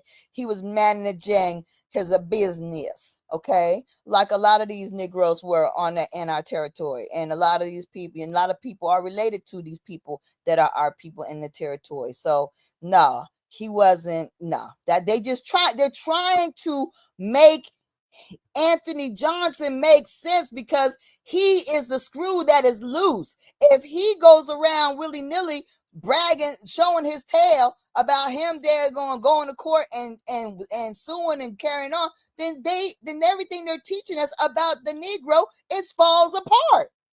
Anthony Johnson destroys the idea that the Negro was a helpless victim from Africa. He kills it. He kills it. And that's why they try to daggone put him in a box and control him and control the narrative. But you can't control the narrative because he ain't your people, and you need not to speak on what you don't know. It's ridiculous. Just leave that alone. Leave it to the people that can communicate with his ass. And he don't want that shit. Leave him alone. He worked hard for the money. Okay? He worked hard for it, honey. And he don't want you daggone messing up his shit. Okay? He don't want you doing that. Lisa, can you go back to that last page where it had October, the one you just left from? Oh, okay. I want to make a point, a very important point that we talked about last night, where it said October. I want to show something. I'm trying to figure out October. Not you, that. you just came off of it. The forward. The court record. The court record. Oh, the court record. Yeah. Oh, you're talking about the whole court record for Mr. Light, Mr. Yeah. Moore. Okay, got you. I want to make a point, and this should clear everything out of everybody's mind. Check this out.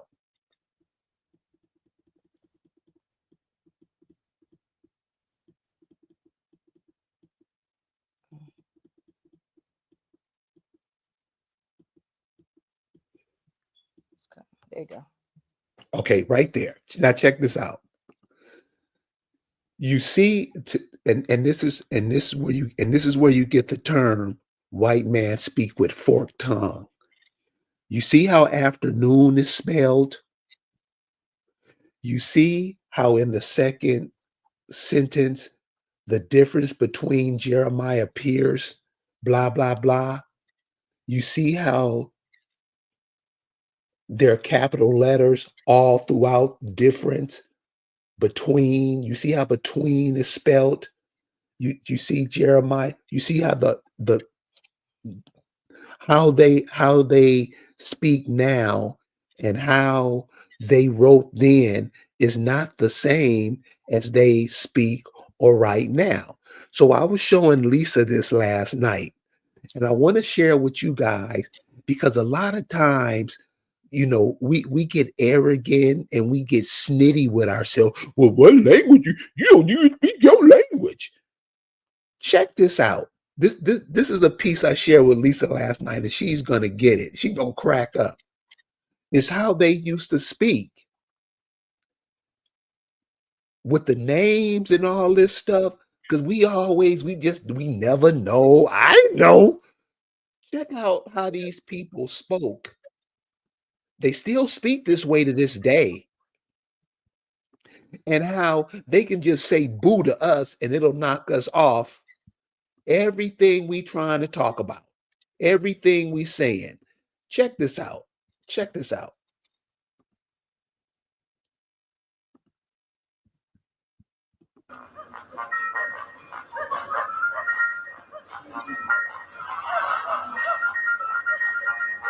I'm here to rescue you. Come quickly. I've got a better idea. Why don't you rescue me in about 7 or 8 minutes? Oh, knock it off. I don't want to see my dad on the job. Come on, let's go. Okay. I'm sorry, girls. No. I've got to go. It's my boy. Oh. What's wrong with your neck? I took a Viagra. Got stuck in my throat. I've had a stiff neck for hours. Thank you. Listen, Dad, if you are going to talk about naughty things in front of these American girls, then at least speak English. All right, my son. I could have had it away with this cracking Judy, my old China. Are you telling pork pies in a bag of trout? Because if you are feeling quickly, why not just have a Jane Arthur? What, Billy? No, mates. Too right, you. Don't you remember the Crimbo Din Din we had with the grotty Scotch bin? Oh, the one that was all 6s and 7s. Yeah, she was a trouble and stripe, but a Morris dancer lived up the apples and pears. Yeah, she was the barrister that became a Bobby in a lorry. And they gave her the Gatling gun in the bottom of St. Regis tea kettle. Yes. And then she shat on a turtle. Oh, God, we had some good times, eh? We had some good times. That's how they speak now. So when you and it's always a Negro, always, well, what language you speak? Dude, they're speaking your language. This is American language. They can tell you anything. They can tell you night is day. And you know what you'll say? Yes, boss, night is day. So what she was just showing you about the court records right here, they spoke different. They have to change their language because they're coming into you. They have to learn how to communicate with you. And somehow that shit just flies right over our head. We never get it. You see at the bottom of the page where it says October.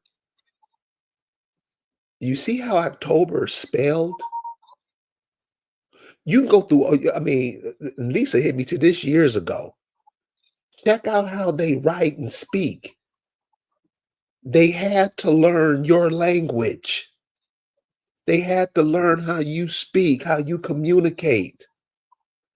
Somehow, we think we learning from them. They're learning from you all the time. Long as you're kept dumb, and that's really with these modern Negroes. That's why you go to their schools.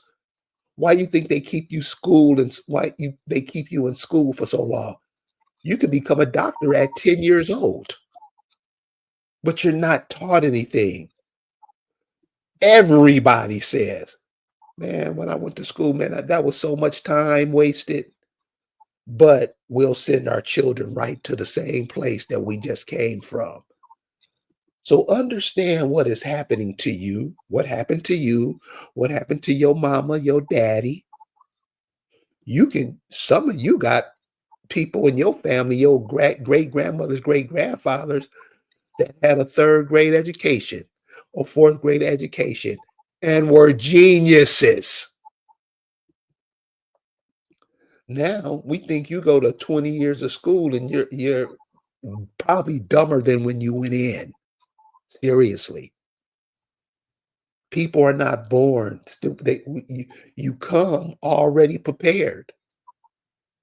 Or unless you wouldn't come. Okay, Lisa, handing it back off. Yeah, Nate, did you want to add anything? Yeah. All right. Let me show the thing with Johnson. It's actually, which one is it? It's this one right here.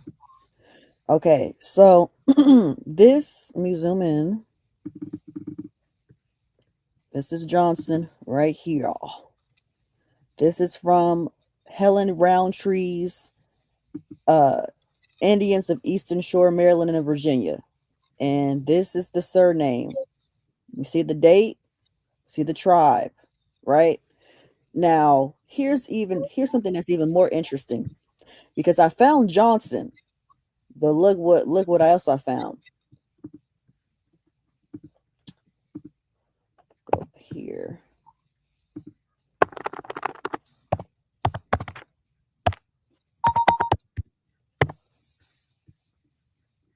Let's see. Is this it right here? Boom. Anthony. Let me zoom in. Can y'all see that?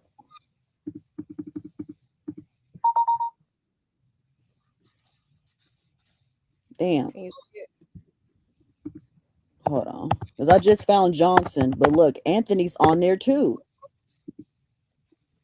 Where'd you find that? What's that? Eastern Shore Indians of Maryland and Virginia. Mm-hmm. So they have his first name and his last name. Now Drop it's on a the mic. different. There's no question. What is he? A freaking Accomack Indian. Stop it. Like, drop the mic. It's done. No more. No more. Unknown, 1713, but then Chinook, Nanticoke. If you know anything about Accomack and Nanticoke, it's like the reclassified version of Accomack. They're the ones that got pushed out, pretty much. So they have Anthony listed as well as being an Indian surname in the 1700s right here, twice. So they have his whole name being his first and last name. Yeah, it shows it under Nanticoke, Chinook Nanticoke, but same difference. And Johnson, first name, last name, both are Indian, completely. Mm-hmm. But yeah, that's all I got. Still in that Confederacy, and there you go. I mean, so all this Angola, he came here, he was part of the 1619, all that stuff that's dead. Okay, let's just dead that right now. It's over.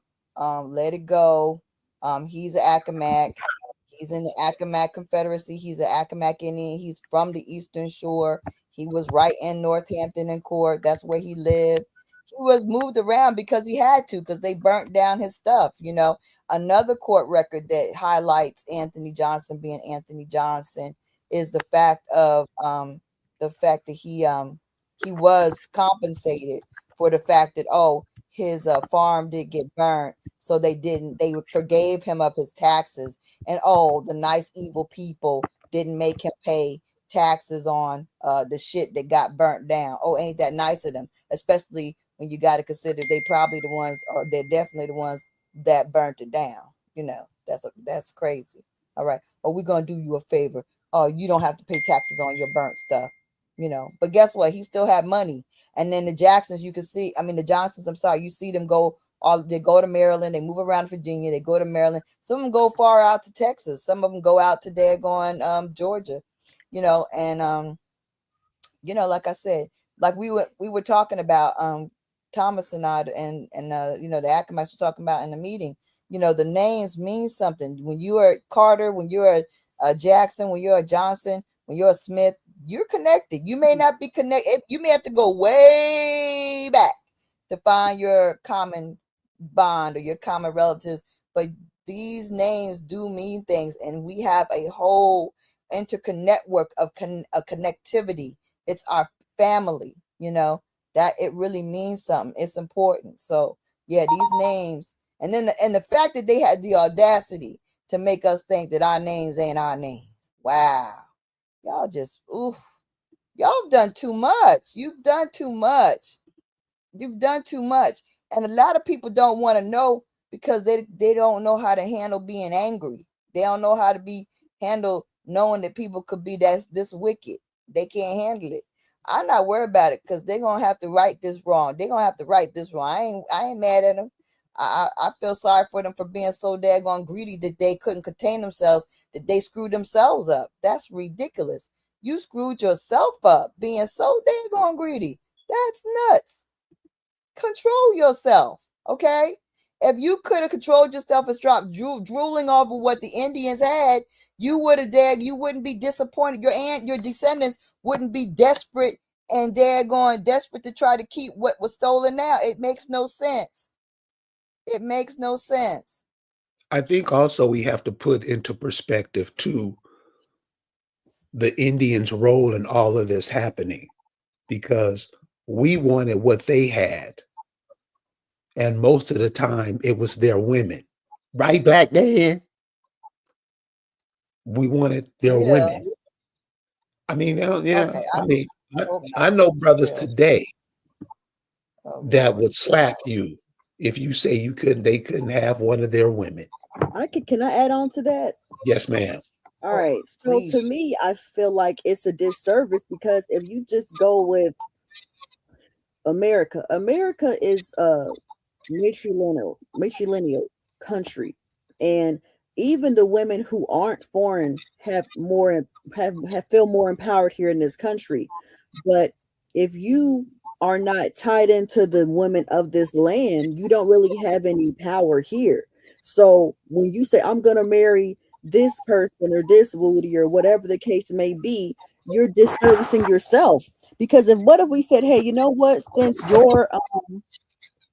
your baby mother is from Italy, why don't you live in Italy the rest of your days and just leave the country? We could actually do that on the grounds that the matriarch that you decided to have a kid with is an American. That could be a thing. That really could be a thing. If we said, hey, because you're leveraging American soil and most land masses are representative of women. So why would you want someone to play in your, like, if let's say America's your grandma, does your grandma want to see you laid up with that cave person on her soil? Or would she rather have you just go to Italy and she ain't got to see none of that weird stuff? Like, if you really want to vouch for the woman that you care about and love so much, live and unalive in the country of origin of the woman that you decided to have a child with, if you really riding for her. But we're leveraging the fact that, oh, America's a boiling pot. America's a negress. It'll always be a negress. It will always be a negress. And if you don't like negress women, go to the country for the woman of country of origin of the woman you decide to have a kid with and stay there. What's the issue? And this is another thing to add what you just said, Nay. So when you see all these brothers out here dogging sisters, I mean, we've been getting our ass kicked over this for so long. It should be obvious. Like she said, when you talk about the women here, you're talking about the land too. You don't understand that? And that's what the Black man never understands. You're talking about the land. You're talking about your sister. You're talking about your daughter and the women too. You guys do it too, big time. But all this male, female arguing and bullshit that's going on, what do you think we look like to the immigrants that are coming over here? They can just have a field day because we acting totally out of line. And that's both male and female. It's not one above the other or one more than the other. It's both of us. Stop that shit. Hand it back, Lise. Yeah, man, that's a fact. I mean, it is what it is. So we need to you know, we need to be mindful of that. That, yeah, I think that's a good idea. Why don't you go to? I know brothers that have done that. I guess that is a respectful thing to do that. Oh, that's just the fact that we're gonna have a summit at the courthouse March 31st. Look for it on Facebook. Look for it on Eventbrite. We're trying to get as many people to show up for this fight that can be there. Our win is your win. Our win is everybody's win. We have to beat these people from trying to daggone terrorize the American Indians. This is ridiculous. You can't terrorize us and stop us from claiming what is ours. That is ridiculous. You don't have that authority. Cut it out. You're being crazy. You think we don't know our rights? We do. Stop, boo. It's dumb. Okay? Stop playing games. You don't have a right to lock people up because you don't want them claiming what you stole. That sucks. All right. Anyway, so I told y'all that we had the paperwork that said that they said that our laws are agreeable, and I'm trying to deliver on that. Now let me see. What is that? It's all in the way. Let me get this comment out the way. What is this? Who's coming? Okay, let me hide that because I want to make sure I can see. Okay, now let me. All right, hold on. Let me get it so I can see what I'm looking. Okay.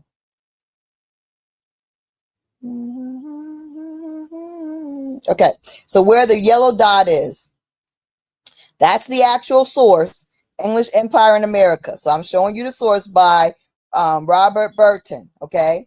Then after Dale's Gift, it says, the country is governed by laws agreeable to those of England, and the observing whereof whose parts possessed by the English are divided into country, counties, blah, blah, blah, blah. So yeah, so the country is governed by laws that's agreeable. Our laws were agreeable to those of England. We had better laws, okay?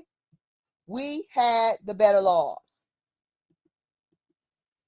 Okay, and then when you want to ask people, like, that's the thing. I had actually reached out to, what's that daggone senator or congresswoman, what's her name, from California, you know, the old woman. Anyway, I had reached out to her because she was having those meetings about the Indians or freedmen, and she didn't. And I was like, how y'all gonna have meetings about freedmen and don't nobody know what a freedman is? Here's a colored man, a free colored American. This is a picture of a freedman, a free colored American. He is not an African. He is not an African. But one of those Americans called African. Either he or his forefathers were once slaves. He now breathes. Why I keep covering up my stuff? Oh my God. No. God, I can't read it. Okay. He now breathes the sweet air of liberty, looks like a man. Okay. We got to understand what it is. All right. Before we go around trying to get all these government meetings and stuff, because they don't want to figure out what it is. They just want to pretend like they care what it is. They don't care about the damn Tulsa people and their property. They don't care about who be an Indian and what an Indian is. They just want to play like they trying to give it some attention. That's all they're trying to do. They just trying to bull crap people, just play games with people's head. Let's see the other basis of what we talk about. The reason we know that we are the Indians, we base it, the Accomack, we base it on John Smith, William Strachey, and Thomas Harrod. Thomas Harrod wrote a book, a brief history, or a true history, whatever. I don't have it right here. But, and his goes back to 1588. This one, A History of Travel into Virginia Britannia, was done in 1612 by William Strachey. And that's what we really talk about a lot. And Carrie and I always talk about the fact that they use caput instead of chapter, because their language is different from ours. It's more Germanic like. It's like German, you know, with a little Latin and shit. It's different. It's not English ain't American. We speak different. American is a different language. And the Indians create the American language. A true description of the people of, and everybody wants to speak American. They don't be trying to speak with the British words and the British accents and the British daggone dialect and the British meaning. They don't try to learn all that stuff. They want to talk like we do. That's what they practice if they want to be actors. That's what they practice if they want to be in the media. That's what they practice. If they just want to learn to speak in the so-called English, they learn American. Anyway, a true description of the people, their color, constitution, disposition, and their apparel. They are generally a color brown. And I skip over. Their hair is black, gross, long, and thick. The men have no beards, but we shave the beards. Their noses are broad, flat, and full at the end, with great big lips and wide mouth. Yet nothing so unsightly as the Moors. That's what they're saying, that we're not ugly like the Moors. Not the Moors. The Indians of Virginia. And understand, Virginia is they're going the whole damn continent halfway. It goes all the way up to Canada, all the way down to to Florida. Florida goes all the way out to damn Texas and shit. All that. So anyway, wide mouths.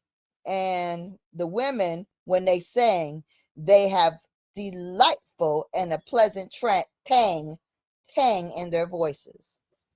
Now that's the American Indian, okay?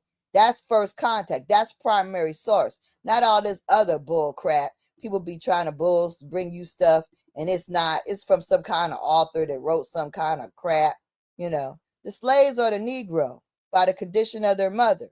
See, in 1705, they said that if you be a Negro, if you be an Indian, if you be mulatto, whatever you're called, if your mother is not Christian, you're going to be a slave for life. They made this stuff happen early on. They gave us the slip. The servants and slaves in Virginia, they made these rules. See, they created all these slave codes is what they call them, okay? Let me get down and go over here. Okay.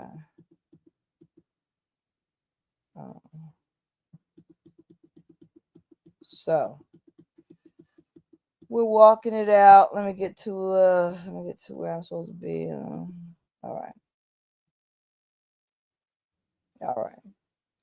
So we did that. Okay, he is Accomack. We said that. Okay, so he ended up, we said his name was Johnson. We also are going to talk about the fact that there was a lot of Johnsons on the Eastern Shore of Virginia, okay? And they was all up in the courts a lot. Did you find your other thing you wanted, or you done? Nay. Yeah, I found what I needed to share. Yeah. So anyway, so what it is in this citation is one of the other sub-tribes, Tapatiaton died, and he left his daughter, who appears in the records to be Mary, and her position was usurped by a man called Johnson, who in 1672, he had the audacity. Y'all, this is a real Negro. You know this is a Negro because this is what happened. The Negro complained to the governor that the subjects are mutinying against him. He said they mutinying, y'all. He said they ain't paying him what they supposed to be paying him. He ain't getting the money that he's supposed to be getting. He ain't getting the resources that they supposed to be giving to him. And they're mutinying. And so he went to the courts in the Accomack court, and he found, and then the case went to Accomack court because he said, "Oh, wait a minute." The judge was like, "Wait a minute, they saying that you ain't it, sir. That really supposed to be married. That's why they mad and they ain't giving you nothing. Let's go to court and examine this situation." And they did. They found that Mary was the rightful Weresquaw, and that Weresquaw, and they declared her empress. She was declared empress by the governor in 1674. and they think that she's the empress that Beverly referred to in 1705, possibly. But her people went under the name of Akahanik, and those are our brother tribe. That's, well, really not brother. They're kind of like, they're under, but everybody's like family. They're cousins. Anyway, they presented claims to the English in 1699. So see, the Johnson was even trying to be a chief, trying to collect. See what I'm saying? They was all over the place. And this is another citation in a volume of books, so you can see the governor sent a letter to court regarding the complaint of Johnson, the king of the Eastern Shore. 2 or 3 towns had rebelled. They would not pay tribute to Johnson or to the governor, and so they ordered a summons for Johnson along with some other Indians and accused by him in the matter. But we also already know the outcome. He ended up getting his butt kicked out of daggone being a chief. But see, he should have just shut his mouth and taken what he was getting. Y'all, the greed will do you in. Okay, so we know that the Johnsons is not just a fluke. It's not just Anthony Johnson. When you a real Accomack, you have to know the records. If you repatriate your people, if whatever they be, if they be the Ticomoncos or the Chacatanis, you're gonna have to know every detail about your people. You're gonna have to be on it. We have to always be in the books. Nay's always researching. We always research. We are always on our game because we need to know we need to be the experts of us. If there's anything out there about us, we have to be the expert. We have to own the books. We have to own the records, right? That's how you stay on top. You got to stay on top. That's how you get to be too legit to quit. Yeah. And so you got to be legit. You got to have your stuff, your P's and Q's and your stuff together. And that's what's up. Anyway, so moving on.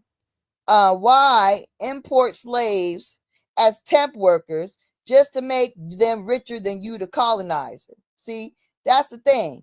They think that this Anthony Johnson would mean that the whole plan of slavery and going to Africa was to bring people to Africa to make them wealthier. He became a wealthy expert. He was farming in the court records. He was buying cattle, all this stuff. Why would they do that? And we talked about this. Why wouldn't he visit his loved ones? We already did that. Okay, let's go on to the next one. So I think I went on the second point here.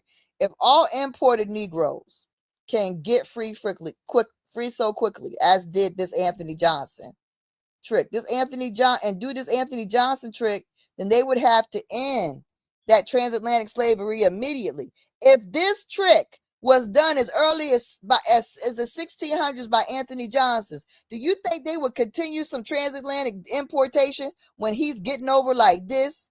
He's making out like gangbusters. What's the point of daggone, having him, be a servant when he's making out better than you are? That's just crazy.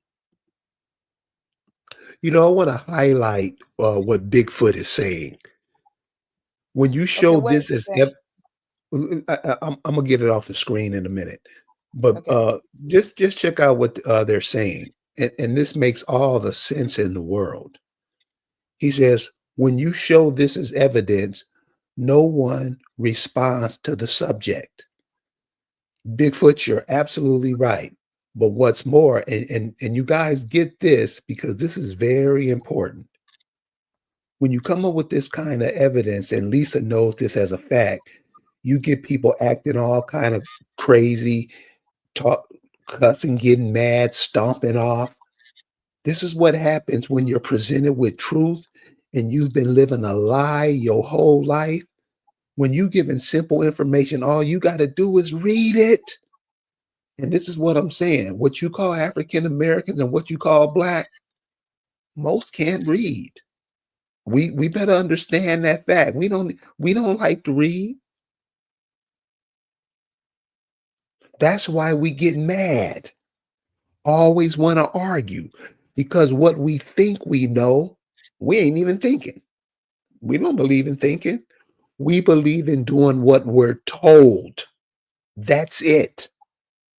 If somebody else said it, we don't think and figure it out and conclude for ourselves what somebody else said. What you call the black man, the African American women, that's all they do. They never come up with their own solutions to their problems. Handing it back to you, Lisa. Absolutely. Thank you. But yeah, so that's what they do. I mean, the problem is that we don't want to think, and then we get our egos. The main thing is greed and ego. Greed and ego are terrible things, right? They destroy folks. And we gotta, be humble. Be humble. You know what I mean? You gotta be humble because it keeps you right and it keeps you balanced and it keeps you from going off the deep end and it keeps everybody lovely and it keeps everybody at peace. But all this ego is what makes people snap and makes people beat people to a pulp. Ego. You gotta just back off of that. Yeah, I don't know everything. You don't know everything. I learn from people every day. People give me information. I learn from everybody. I learn from the smallest child. I learn from Naomi. I know from Carrie all the time. So that's the thing. You just be a human being. Be peace. Just be peace. Anthony Johnson, after spending his money buying his freedom and his family's freedom and able to get rich and buy cattle. He was able to get rich, buy cattle, 250 acres, and a slave or a few slaves. Now, the reason that historians revealed this story, which they certainly didn't want to, is because it just happens to be in the court records, right? It's part of a legal record. And so what they've been trying to do is attempt to explain it away, hiring people, boistering up people, paying people to explain away why this daggone Indian has it going on and being labeled as a Negro in the 1600s. How is that possible? A Negro's African. See, they want to make that a matter of fact. But when you try to push Anthony Johnson into that daggone description, it doesn't fit. It's just like OJ. If it don't fit, then you must acquit. It doesn't fit him. That African description does not fit Anthony Johnson. If it doesn't fit, then you must acquit. He is not African. Naomi just showed he's listed as a damn Indian. It explains that he's a free owning another Negro, still being chattel, African chattel. Come on. They're attempting to explain that because they can't explain it. Another Negro's an African owning another African in the 1600s. Make it make sense. And then they want to try to put out that Anthony had a master. Come on now. Even if he was temporarily working for someone, it's not what they try to make it out to be, because we saw the case with Moore versus Light. It was a job. It was a job. And he got paid what he was due from that man. In fact, the system that allows both slave Casser and Johnson to face off was obviously created by us indigenous Negro Indians. Because England didn't have it set up like that. They didn't have it so you would go up against your employer and be like, I'm taking you down, sir, with my own words. No, they use all kind of they brought the bull crap over here, all the Latin and the bull crap, dressing up, wearing daggone powdered wigs, trying to act like they ghosts and shit. What the hell is that? See, they want to do voodoo. They want to do like witch play. They want to play skull and bones in the courtroom. That's what they like to do. Make up little languages that nobody understands, and they're going to dress up like they're in a daggone ghost story. That's what they like to do. They want to make it complicated. See, you could tell when the invaders got here, because you can see it by the law in the courtrooms. You can see it by how they changed the way things work, because they weren't in nothing right now. You can see it. You can see who's running things in the country at this time, and it's us. because of how we dealt with each other so elegantly, so fairly, so respectfully. Everybody had a voice. Everybody was respected. It was fair. It was equal. We weren't just running people down, okay? We weren't acting like people are dependents. They can't speak for themselves. You got to be too dumb. We weren't demeaning the public, right? Different. Another thing, I would just want to add this, Lisa. Another thing that everybody want to start doing, start talking to these foreigners who are like 80 years old. Just start asking them questions. You can tell when somebody's lying by the way their face contorts up when you ask them a question. Start talking to these foreigners who are 80 years old and older, and start asking them questions that you're hearing from here or questions that you thought above yourself, and watch them fumble all over the place. Well, You there ain't guys that are many getting, of them alive.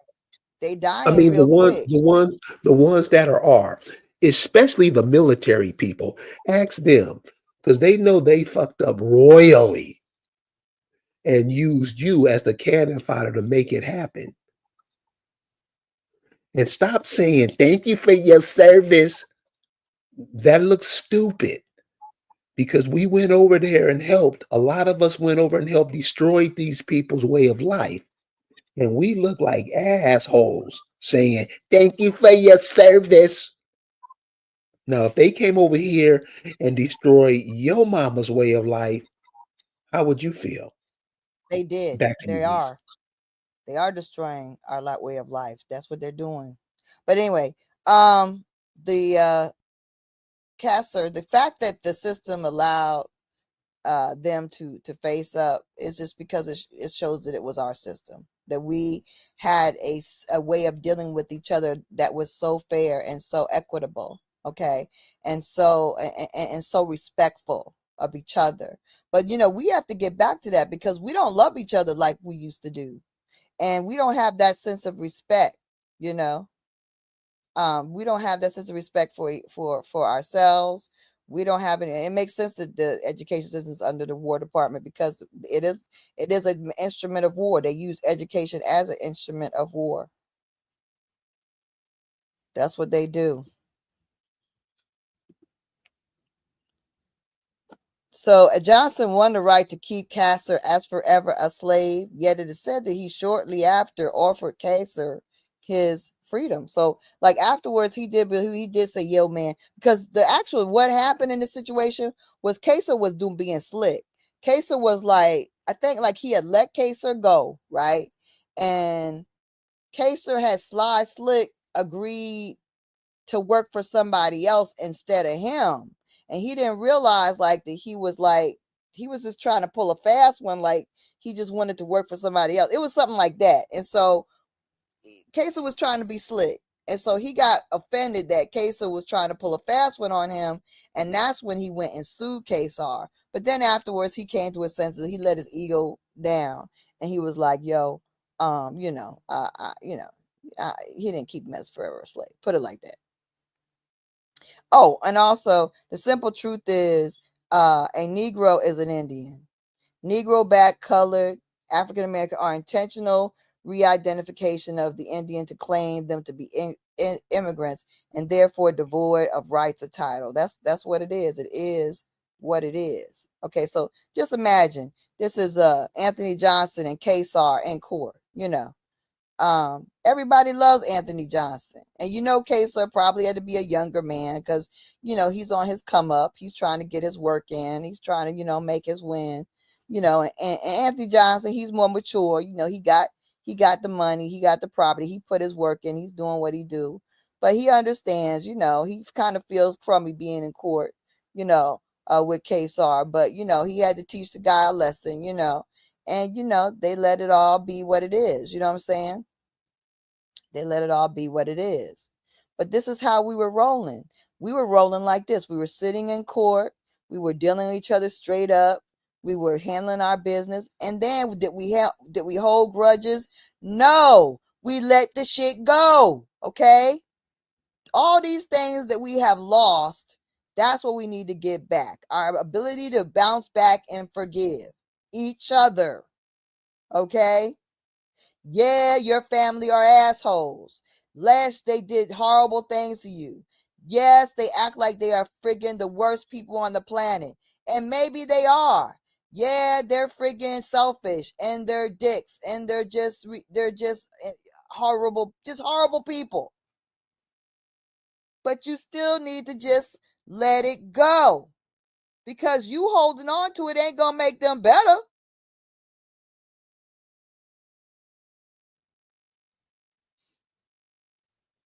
We used to treat each other with respect. We used to stand shoulder to shoulder and be able to give each other a hug at the end. What happened to that? It didn't. We don't have to go all the way back to Anthony Johnson sitting there. We can go back to my parents, your grandparents, people that treated each other with love and respect, people that wanted each other to win, people who believed that, shoot, your win is my win. If you win, shoot, I'm next. I'm next and I'm friggin' excited about it. Hello, that kind of thing. There is more proof Anthony Johnson is Accomack, not African. Like I said, Johnsons are all over the court records suing each other. He was not the only pro se Johnson. There's a case of another Johnson. We already showed that. A case of an Indian Johnson suing because folks not giving the tithes because they claim he should not be treated. We showed that. We have the oldest continuous court records. And most likely, like I said, they're much older than what they're telling us because they don't want us to know what we was running and what we have developed. They destroyed all our towns. Y'all, they destroyed everything that makes us know how great we are. And then they took the memory of our children and trained them to be ignorant of who we are. All they think we are, all we're taught is that we're chattel slaves from Africa. That's it. And don't know, in Africa didn't even care about us. That's what we're taught. And people want you to believe that. Your own people want you to believe that. That Africa didn't even want your ass, didn't even come after your ass, didn't go to war for your ass, didn't dare go and, fight any fight for your asses. And that's where you come from. That's what they want to teach the children. That's what your own Negro Indian people want you to think. That nobody gives a doggone and you ain't nothing but a slave.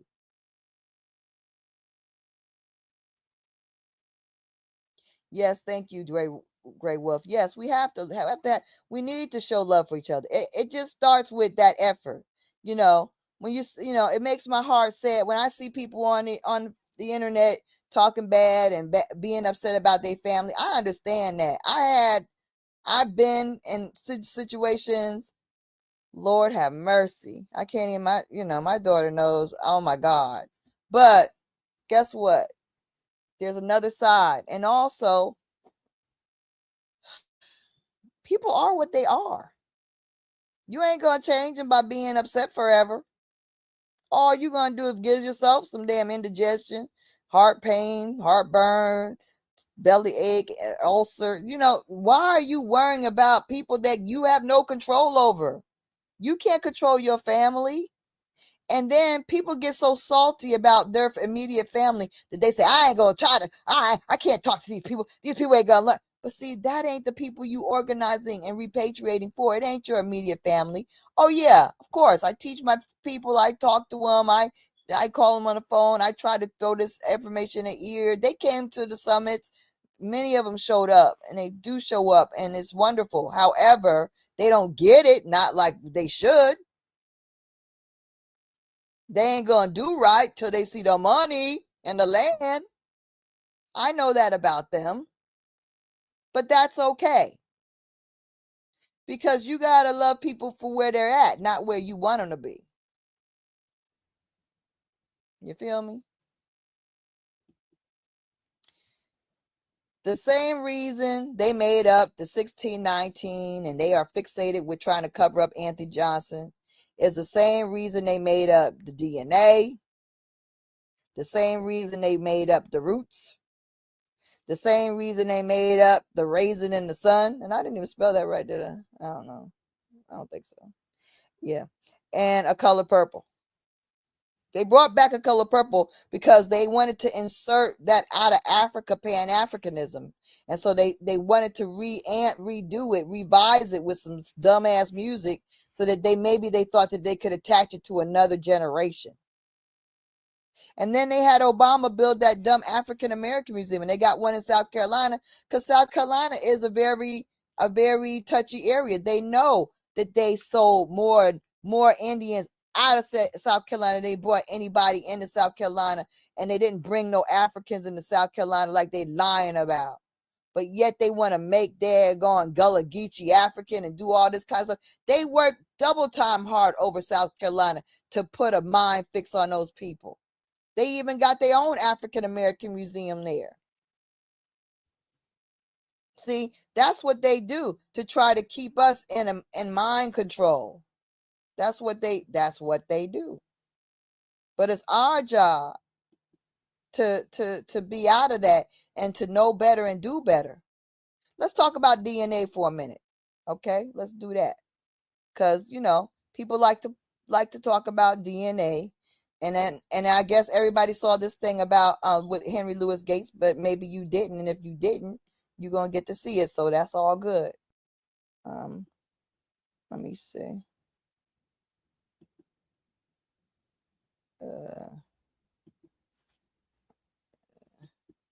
All right. Why is it not showing?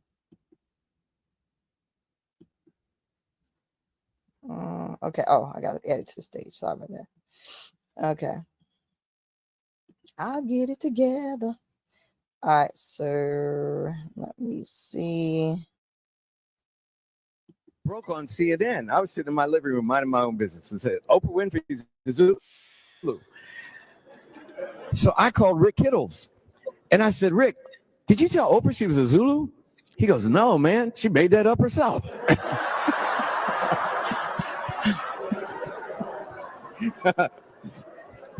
It's a true story. It's a true story. I would lie to make you laugh, but I'm telling you a true story. So I said, Rick, are you in your lab? He said, yeah. I said, is anybody there? He said, no. I said, when the results come in, make her Zulu, man. I said, you back there making it up anyway. Nobody believe you could take some spit and figure out a tribe? What are you, crazy? She was in a DNA.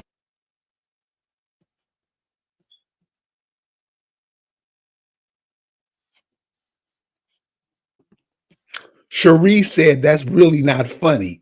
It's not. Shit is not funny. But this is the kind of shit we believe. This is the kind of stuff we pass on to our kids. And we'll put them out the house if they don't believe it. Amen. Back to you, Lise.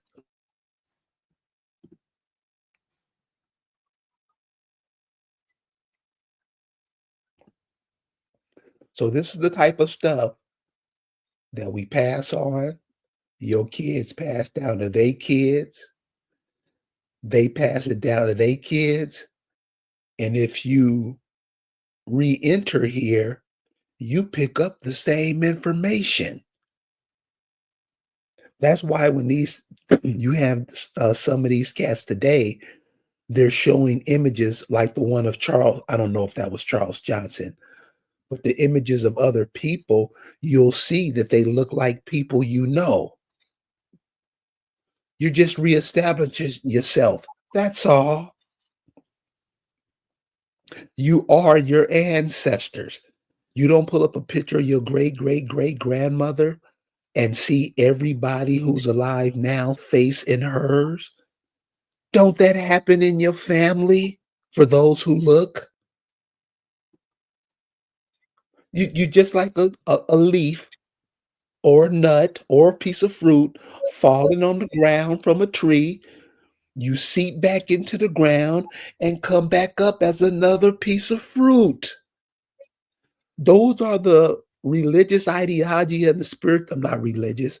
The spiritual ideologies that the indigenous people had. It was all based in nature. We don't do that now because we love Jesus. Okay, Lisa, I'm sorry. Go ahead.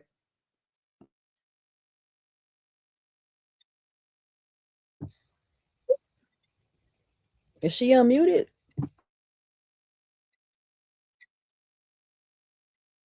Because I see the video playing. I don't hear what's going on.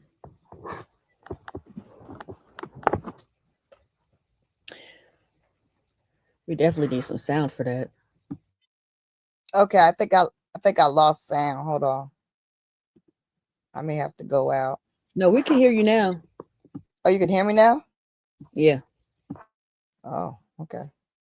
Hold on. Let me go back. Okay.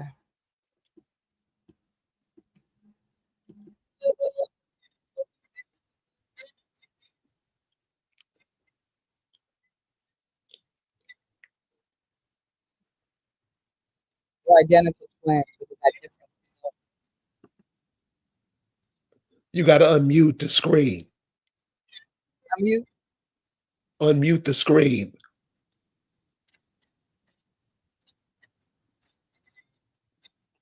On the one that's talking. It's better? Not yours. Don't unmute you.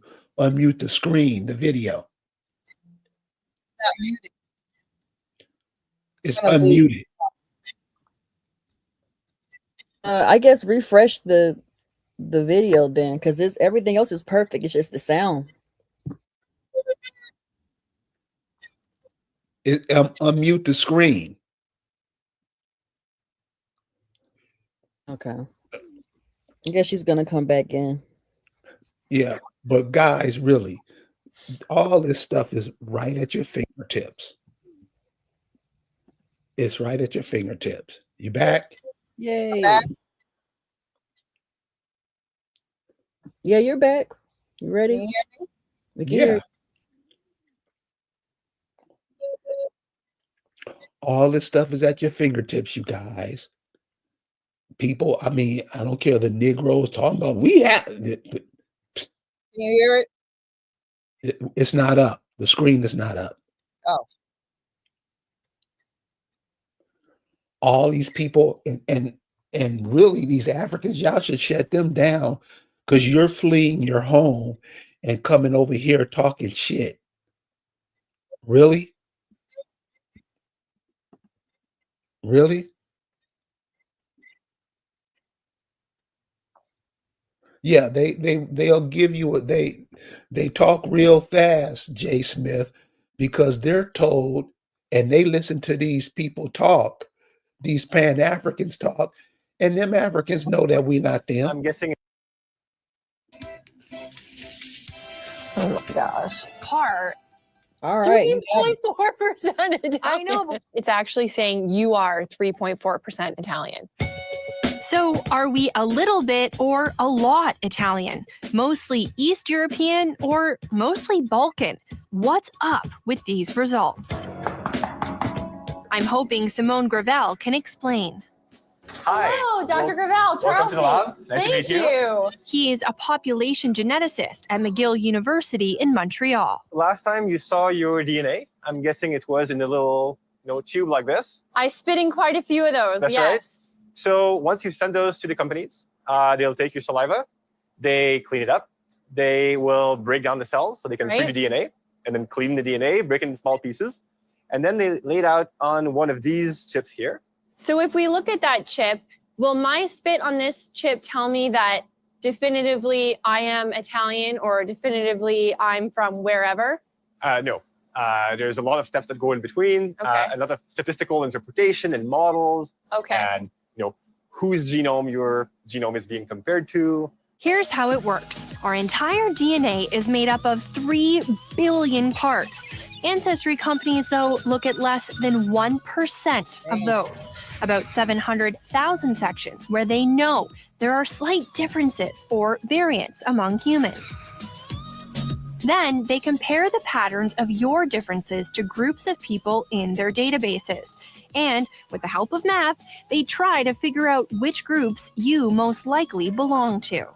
It's not 100% sure. So statistics tell us in our model what's the best situation. It is a statistical guess. Yeah. It's an informed guess, but it's never a 100% sure thing. Growing up, we were German. Not a sure thing? That sure isn't the message here. The big surprise was we're not German at all. 52% of my DNA comes from Scotland and Ireland. So I traded in my lederhosen for a kilt. So you were shaking your head. This one drives me nuts, and I saw it all of the time. Whether you want to wear lederhosen or something else is not tied to your DNA. Okay. Timothy Caulfield is a health policy professor who studies the ancestry business. It's an exciting story, right? It's about you, right? And so I get why they're doing it, but is it really what's happening? Can they really be that accurate? I think they're selling something that isn't really supported by the science. With 23andMe.com, you can find out your percentages of DNA from 31 populations around the world. What do you think about the messages that are being sent to consumers? I think it's misleading. These companies are really trying to push the idea that this is scientific, right? They are using scientific language and they present it in a way that looks very sciencey and precise.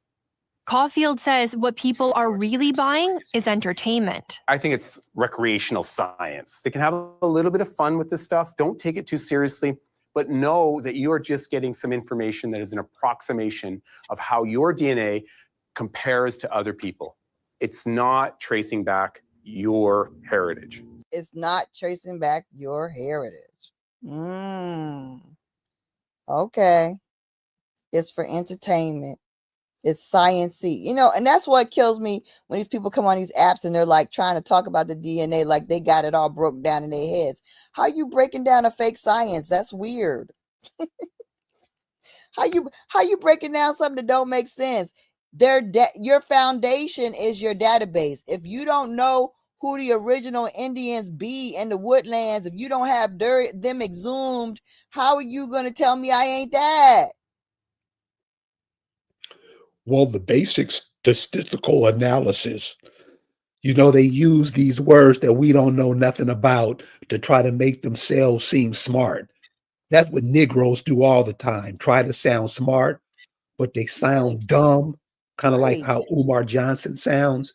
You try to use these big words and try to sound like you read a book, and dumb as hell. And it kills me. The Negro falls for that all the time.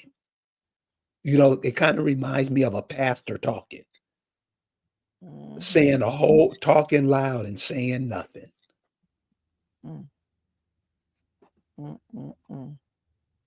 Yep. It's just weird. They're weird. But we are being, it's all about getting our minds on control. So this is the things they use. They use these things. They use roots. They use the DNA, right? The DNA got people transfixed. I know I'm African. Now they know it. Right? Now they know it. I know it. I know what I am. You ain't gonna tell me what I am. Okay, so I use the science. Okay, just like they've been using that term a lot lately, waving around that I got the science term a lot. They need to slow their roll with that. But the DNA, the roots, that's all bull crap. Okay, that is all Raisin in the Sun. That's one of your favorites. Let's go to that one. Okay, so listen. So this will help a lot of people out. Do this. Okay, so earlier in the program, Lisa was showing a video of John Henry Clark talking. And everybody knows John Henry Clark is one of those people Malcolm X got all this information from. What we have to do and what we have to start doing is being simple in what we do. All you got to do is ask yourself, who taught John Henry Clark? Who was John Henry Clark's professors when he went to school? Once you do that, you'll learn everything you need to know. It's that simple. This is not hard work, guys. This shit is simple. It's right in your face. We just don't want to read or ask questions or have a dignified conversation or think. This stuff is right in your face. And we really shouldn't walking around here showing the world that we're this dumb. I'm talking about as a nation of people. All the people you see in the media, all of them, all the people, not all the people on social media, but most of the people are idiots. If you on mainstream media in America, you're basically an idiot. You mean to tell me Oprah Winfrey is a genius? Gayle King is a genius? Skip Gates is smart? No. They're there to keep you confused. That's it. All of them. And I'll go stand up to any one of them. Somebody out, man, well, how come you're never on these programs and stuff? They don't want people like us on there because we'll kill their storyboard. They lying to you. One of the most lucrative things in the world is to keep the Negro dumb. And that's what they do. Long as you don't know nothing, long as you don't think that you could do something for yourself, this young lady gonna ask me, well, what can we do? I mean, start trading with each other, start buying from each, start working with each other. It's just stop eating out of everybody's mouth, because that's what the Negro do. He go to everybody else to get whatever he needs on earth, but he looks past himself. Isn't that strange? We didn't used to be that way. We just got that way. It's just the last 60 years we did that. We just integrated and lost our minds and act like we're dependents. We're just being a dependence. We were never dependents. We did have our own separate country. We just didn't know it. It's sad when you don't know what you have. But that's what happened to us. We were really our own viable, independent country. They called it segregation, but it was really our own viable country, And when we talk about how they try to get us, they try to make us think that what we had wasn't nothing and everybody else was winning. And this Raising in the Sun that Carrie likes to talk about is one of the initial things that they brought up. This play introduced the idea that Africa was the bomb, and that thought that we're from Africa again, where you're educating your parent to something that they ain't got no idea of because it ain't true. Where did Mama go this morning? Yeah, she had to run a little errand. Where? To tend to her business. Hello. Yes, he is. It's Willie Harris again. Hello, Willie. Papers come back from the lawyer? No, not yet. I told you, the mailman doesn't get here to 10:30. No, I'll come there. Yeah, right away. Brother, where did Ruth go? How should I know? Better get over there behind the bureau. Seen one marching out of there like Napoleon yesterday. There's really only one way to get rid of them, Mama. How? Set fire to this building. Mama, where did Ruth go? To the doctor, I think. The doctor? What's the matter with... You don't think she... I ain't saying what I think. But I ain't never been wrong about no woman, neither.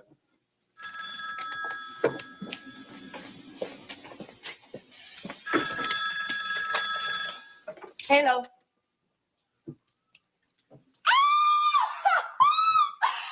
Oh, when did you get back? Well, of course I missed you. In my way. This morning. No. House cleaning and all that. Mama hates it if I let people come over when the house is like this. That's right. You have? Oh, well, that's different. What is it? Oh. What the hell? Come on over. Right. Arrivederci. Who's that you inviting over here with this house looking like this? You ain't got the pride you was born with. Oscar guy doesn't care how houses look, Mama. He's an intellectual. Who? Osagai, Joseph Osagai. He's an African boy I met on campus. He's been studying in Canada. What's his name? Osagai, Joseph Osagai. Ooh, he's from Nigeria. Oh, that's that little African country that was founded by the slaves way back. No, Mama, that's Liberia. But I don't think I never met no African before. Well, do me a favor and don't ask him a whole lot of ignorant questions like, do they wear clothes? Well, now, if you think we're so ignorant around here, maybe you shouldn't invite your friends here. It's just that all anybody ever seems to know about when it comes to Africa is Tarzan. Why should I know about Africa? Why do you give money at church for the missionary work? That's to help save people. You mean save them from heathenism? Yes. Well, I'm afraid they need more salvation from the British and the French.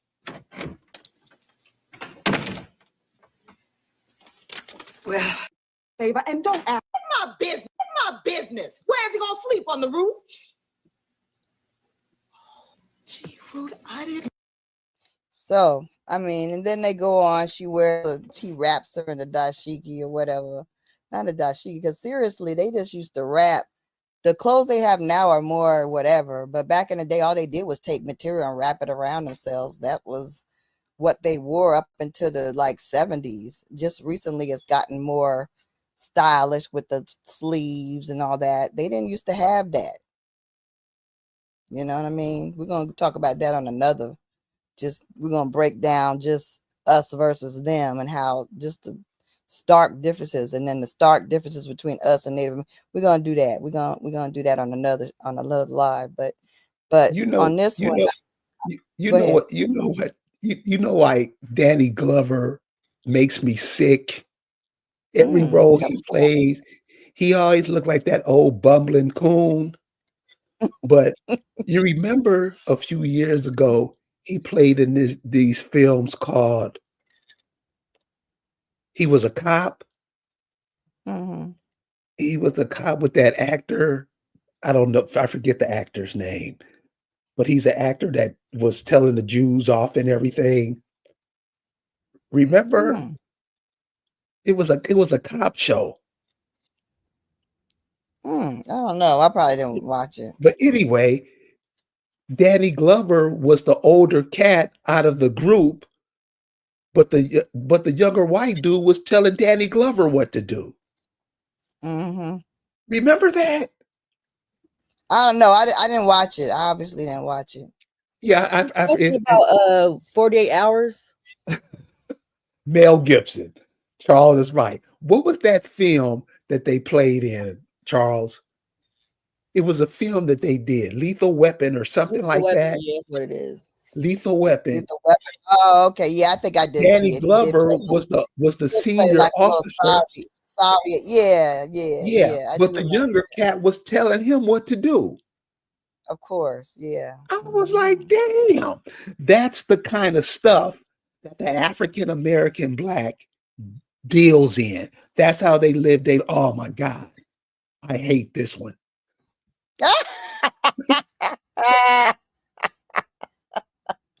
I'm sorry, but this is the stuff that they use to form our minds. This is the subtle influence they use to manipulate the masses.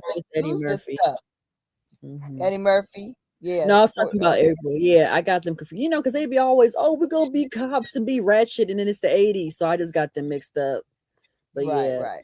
But I have my stuff loaded up. But please continue, because I also have something that's gonna counter all the coontivities.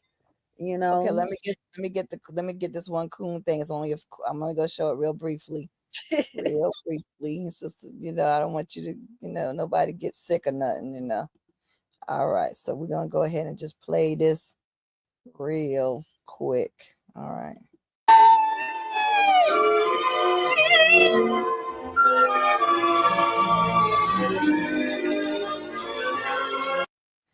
Her sister not only is dressed like an African after living there, but she sound like one. How'd that happen?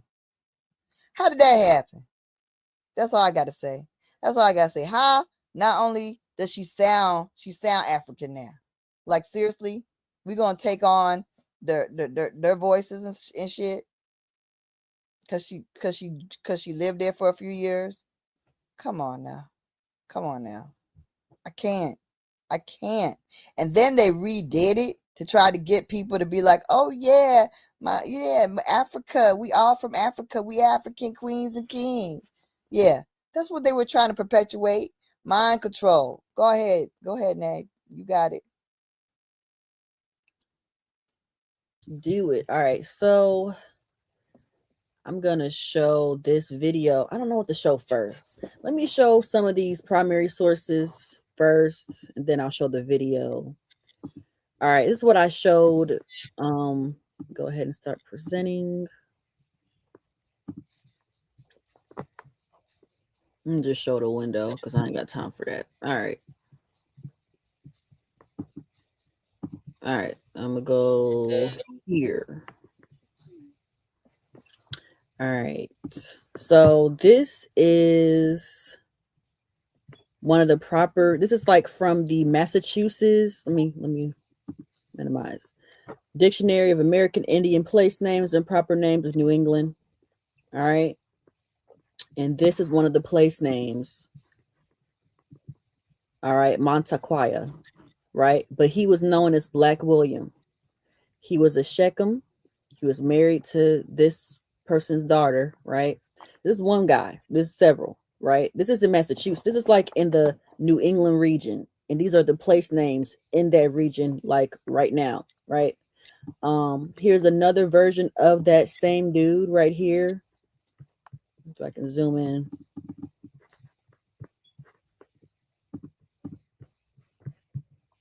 All right, because I showed this to Pan-Africans, I've shown this to natives, and they want to kick me off the stage when I show this to people. Like when I show this on TikTok, they want me up out of there. All right. Massachusetts Nantick chief, also known as Black William, a ruler of an ancient Shechem comprising of Nahant and Swampset Wooded Isle. It's an island in Massachusetts. So this is one guy right there, right? And what I did this morning was like very devastating to them. Where is it? Keep reading. All right. What I did this morning was this. Indian grammar begins or begun, right? This is the Massachusetts or Nantick language. And as you can see, hold up, let me zoom in. In their language, they have a name for white man and black man, strong man, a strong leg, or wood or tree. This is in the Massachusetts language. So I remember I was on TikTok and they were like, oh, that doesn't mean that they were black. Well, why is this an adnoun describing themselves as being a black man? Where is the red man at? Right? This is from the older version, right? Adnoun, not a verb. Black man, white man, right? And then let's find another one. Let's look for, that's Black William. There's two versions of Black William. And look, there's Black Will. That's a separate guy. His name is totally different. And he has a problem with money. Poquaquamnum, Black Will. Shechem, who sold territory and Nantucket for a suit of clothes. Oh, that was a shame. That's some weird. Like what? All right, there's another one. See, that's why we lose the world. Like, why are you selling that for clothes, sir? What you got going on? Oh my God, for real, sir? Oh, Like you sold it for clothes. And then where's the other dude? Black Will. All right, that's Black Will. Who was the other dude? Because another dude, I think he had gotten into a fight. I gotta find him. He had got into a fight. One of the other guys on here. We also have that Accomack Black Boy ceremony. Yeah, but we ain't talking about that. I'm keeping that to myself. Yeah, I mean, I can share a little bit, but no. I just want to show other areas that show, niggas. All right, there's that. Where's the other one? This one. This is from the Kingdom of Yakima right here. And this is a court record, right? And in the court record, let me zoom in. On February 19th, 1634, John Whitnam, age 24, Randall Revel, age 21 years, John Ford, age 25 years or thereabouts, sworn and examined, say they heard Henry Charlton say that if he had Mr. Carlton, the minister, without the churchyard, he would have kicked him over the palazzoons, calling of him black, rotted rascal. Okay. Well, Mr. Cotton was a minister, and he was referred to as what? A black, rotted rascal.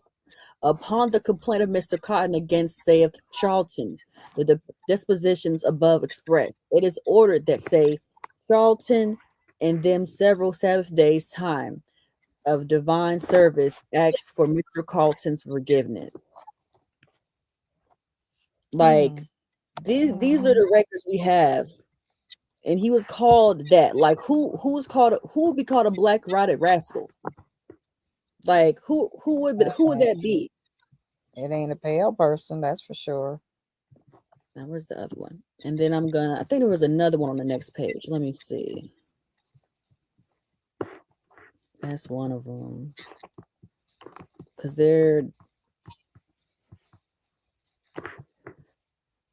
I want to find the one about the canoe. That one was funny. If I can find that, that'd be great.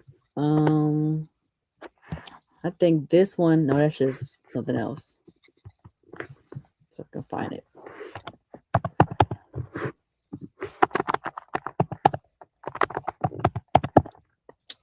Back. Oh, it's CNO. Yep. So this is another record right here. They spelled it different, but hey. The records for 8th of September 1634, we find at this court Edward Drew referred the petition against Joanne Butler for calling his wife a ... Use that as like we don't even know it was that bad. They said, you know what? We're not even gonna say what she told that woman because it's that bad. And upon due examination in the dispositions of John Holloway and Beasley, who affirmeth the same on oath to be true, that say Joanne Butler used these words upon due examination, that it is thought fit by this board, that say Joanne Butler do acknowledge to have say Mary Drew ... called Mary Drew a ... and hereby I say and I have done her a manifest wrong, wherefore I desire before this congregation that they said Mary Drew will forgive me, and also that this congregation will join and pray with me that God may forgive me. The penalty provided by the court in the case of Joanne should fail to retract her rash statements as directed as that she should be drawn across. She should be drawn across Kings Creek at the stern of a canoe. Oh, she's gonna get daggone dragged. Oh, man, she's gonna get these are not these is Indians. Who's gonna drag by come on, dragged by the stern of a canoe. These white tea people? No, these is Indians. Black rotted rascal canoes. I mean, I feel like the punishments are pretty fair, you know. So now I'm gonna go on to this last thing right here. This is kind of like a breakdown. This is about a drug lord who vanished with $100 million. Frank Matthews, the FBI and CIA felt like, you know what, Frank is probably still alive and kicking, and then nothing we can do about it, right? So this talks about how much wealth we had at this time period. So I'm just gonna play it.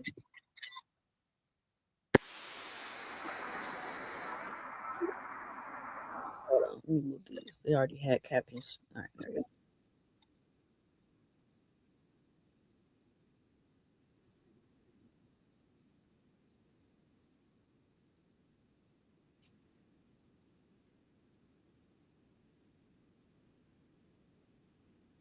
Does it got sound?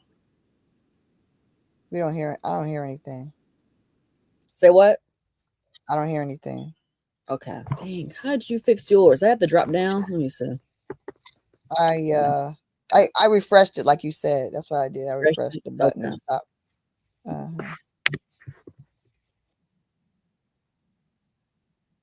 Can you hear that? Not yet. It's not playing though. It was playing. Let me see.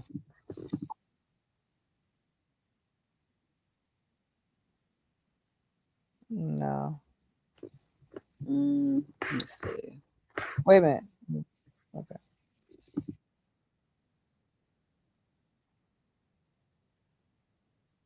Maybe I can share it another way. Let me see.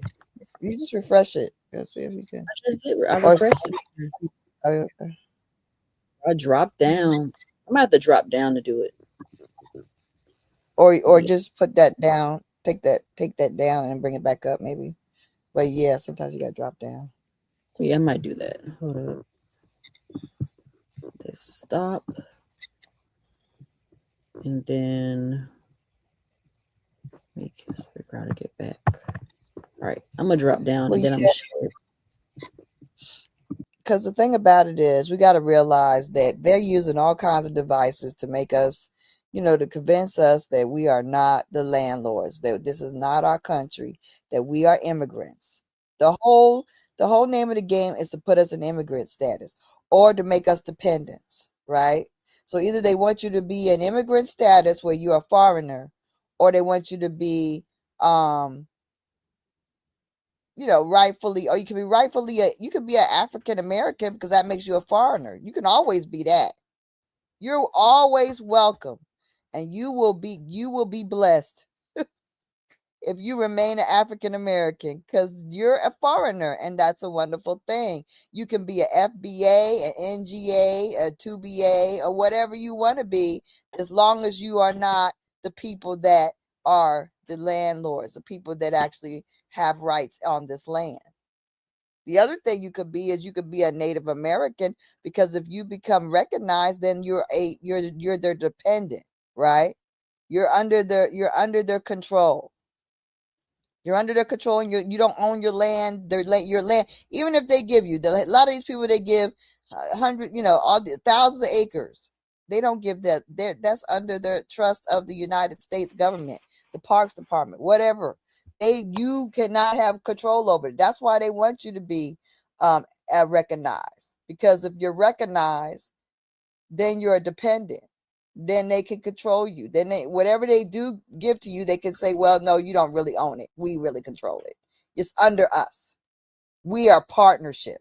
Then they use all these type of things to fly you away.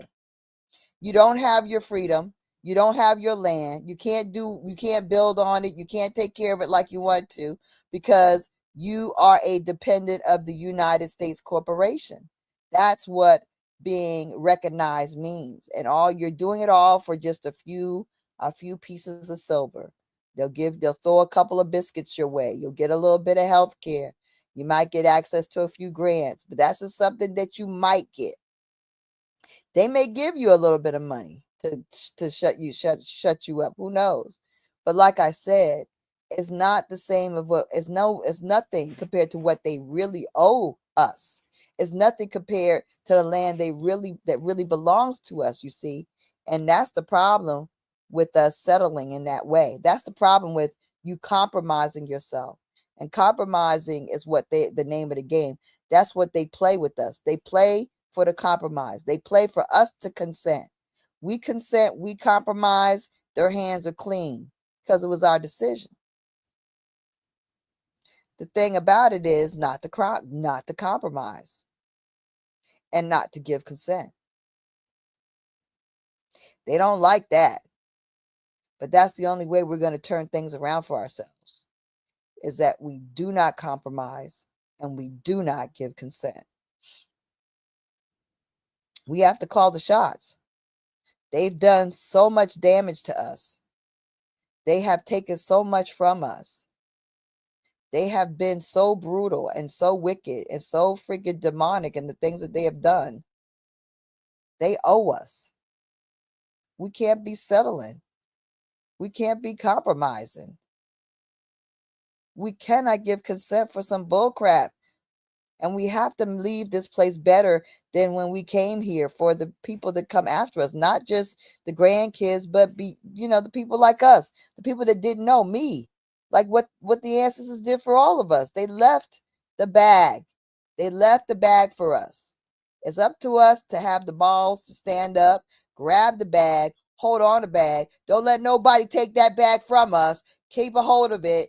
Demand it. Get everything out that bag. Make sure you got everything in that bag and make sure you got everything that goes along with that bag. That's up to us to do. If we don't do it, we have not fulfilled our assignment. Now, you ready? Oh no. Hello?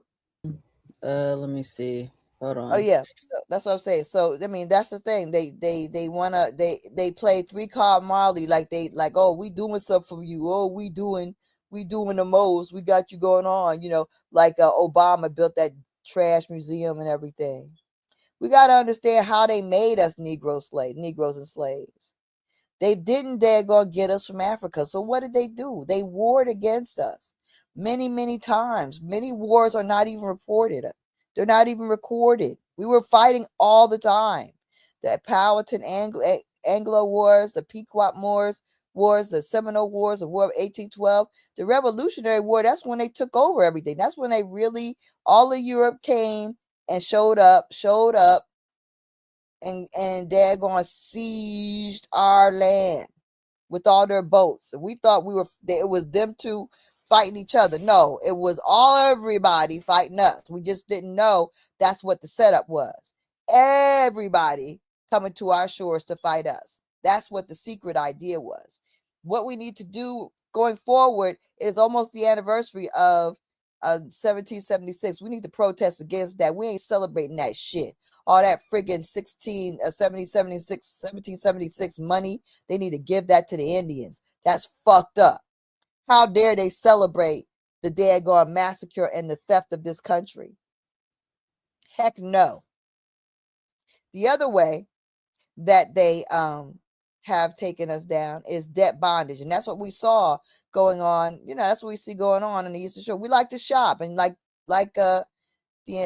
Carrie said, it's our fault. We didn't need to get that stuff. That's right. We love to shop. We like to trade. It was trade. Now it's shopping. And then for us, the way they got us in debt was they changed the exchange, just like they changed the money. They're going to change the money for us. They're going to screw us up too. They're going to change it, something, crypto, I don't know, but they're going to change shit, and it's going to get us fucked up because that's how they do it. They changed from tobacco to silver. We didn't have silver. We were not silver miners. We like copper. We did mine for copper. We did love copper breastplates and things like that. And the copper was, our thing. But we were not, going and hunting into all territories for silver. And then when they said, "Oh no, we're not taking your tobacco no more, or your furs," now all of a sudden we in debt. Well, I got that daggone spinning wheel for my, my daughter. She got married. Well, you owe us now. Well, I get you my son to work for you. You see, that's why my son is in debt bondage till he's 30 or till he's, for the next 5 years, whatever it is. That's how debt bondage. But then they made the debt bondage turn into forever slavery, because they had these slave codes, and these slave codes said that if you were from a non-Christian parent, then you would be a forever slave. And that's how people got caught up. And that's why the daggone Nat Turner Wars happened, because the Nat Turner Indian Wars happened because Nat Turner had just turned 31. And he probably found out that he was not going to be set free. And probably a lot of people found out they were not going to be set free. And they were like, "Oh, heck no." And they were like, "These mother suckers got to go down," because we were still family. And we weren't like all slaves. We were free Indians. We were Negroes that were free. We had different levels of living. So a lot of us had guns and, all our apparatus and stuff. And so, yeah, you going to keep me a forever slave? Oh, no. It wasn't like y'all the way they tell it is. We were looking at the court information, and there's a law that said these Negroes can't you can't be at somebody else's plantation over for 4 hours. I'm like, a 4-hour break? What are these people doing at somebody's house at another plantation while you working for 4 hours? What kind of life were they living? They made a law that they can't be gone for more than 4 hours. I was like, okay, yeah, it's not what they say. Oh, there was also a law where they were talking about whether you're outside or at church and you so happen to get pewed, it's your fault. Because they also said that the Chickahominy and another tribe also confirmed that they did have guns. And even in the Powhatan language, we have a word for gun. Right. So like it was a common occurrence for people who were there that were foreigners to get pewed by us. It was like it was a law. Like if you end up getting hurt or maimed or shot at their church or whatever by the Indian, it's kind of your fault. They know we're out there, and they know we liable to do that, and they've been warned. That's the thing. Our Indian towns, they weren't supposed to be trampling around. So if they in our daggone purview, in our territory, in our going around our area, because they weren't supposed to build a fence within 5 miles of an Indian town, and everything was an Indian town. Shit. All of these shores in Indian town, you know what I mean? So it's all in Indian town. So basically you don't need to be having nothing over there. Really. That's the way it's designed. If you look at all our daggone patents, it's all patented up between our personal patents and our friggin' Accomack patents, yeah, because we got family patents, whether you're a Bagwell or you're, Custis or whatever your people are, there's some of your people might be Johnson. Johnson still has patented land in Accomack and Northampton. So that's the thing. You got a patent, and that's your family stuff. If you start when we gather up all that stuff, we got a lot of territory covered, and that's the thing they don't want us to know. How much territory we really collectively have. And they done piecemealed a lot of heirs property away. A lot of people ask me about heirs property. That's down on the list. After the patents, then we got to deal with the heirs property that's been stolen. Then we got to deal with the tax. The property has been taken with the taxes because we shouldn't have been charged taxes no how. So all that stuff's got to be remedied. But it's a process. And that's why y'all need to get together on the Eastern Shore with me when I go to court on March 31st, and we have to deal with these people. Okay, you need to be present, and you need to know what's going on. So the slave laws in 1660 and 1662 and 1702 and all that, and 78, I forgot 1682. They said Christian, Negro, mulatto is your mother. If your mother is not Christian, you can be a slave forever. That's the way they did it. And then they changed the classification of your children. That's how they made people forever slave. That was a mechanism. They didn't need to bring people from Africa. They're going to have methods. They had war that made you a forever slave, a prisoner of war. They had debt that made you a slave. And then they had these slave codes. And the slave codes made out, they made free Indians and Negroes who were not chattel. They did that. And then the slave codes was a way slavery was legislated with trained, familiar, free labor that was really available from American Indians and not import. And also they used England's import of prisoners and orphans. That's what they used. They didn't use no Africans. There's no African interpreters. There's no African artifacts. There's no African nothing. There's no African shackles. If you ask anybody who farms, that's one slide I didn't do. If you ask anybody who's farms, what you see when you be plowing through the fields, the artifacts, what you be finding? You be finding shackles and stuff, chains. No, I ain't never found no chains. What you find? Oh, I find horseshoe. I said, okay, what else you find? I find lots of arrowheads. I said, oh, you find lots of arrowheads. You know what that means, right? You know what you find the most of, and you find the most recent. That's the most recent history. So you know that those arrowheads and them horseshoes tell you what was going on. It was a bunch of Indians riding horses, shooting their arrows. Ain't no damn shackles anywhere. In addition, the 18th and 19th century, all efforts were made to remove the American Indians so that so shipping potential Indian slaves out to Africa. Why would they do that? Why would they do that simultaneously while bringing in unwell, untrained Africans? How would that be rational to do that?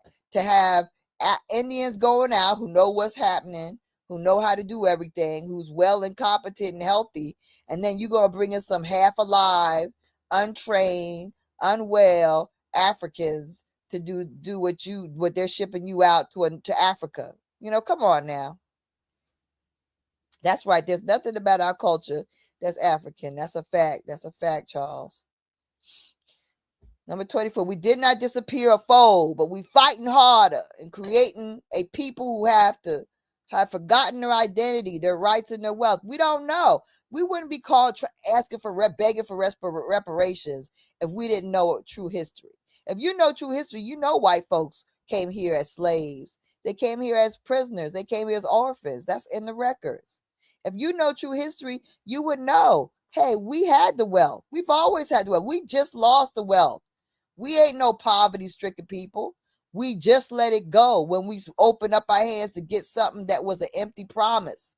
And then as soon as we open up our hand to integration, they poured all these immigrants in here to take everything they had. Everything we had is been handed over to foreigners. Why? Because they never want us to have anything. They don't want us to be able to build back anything that they've destroyed.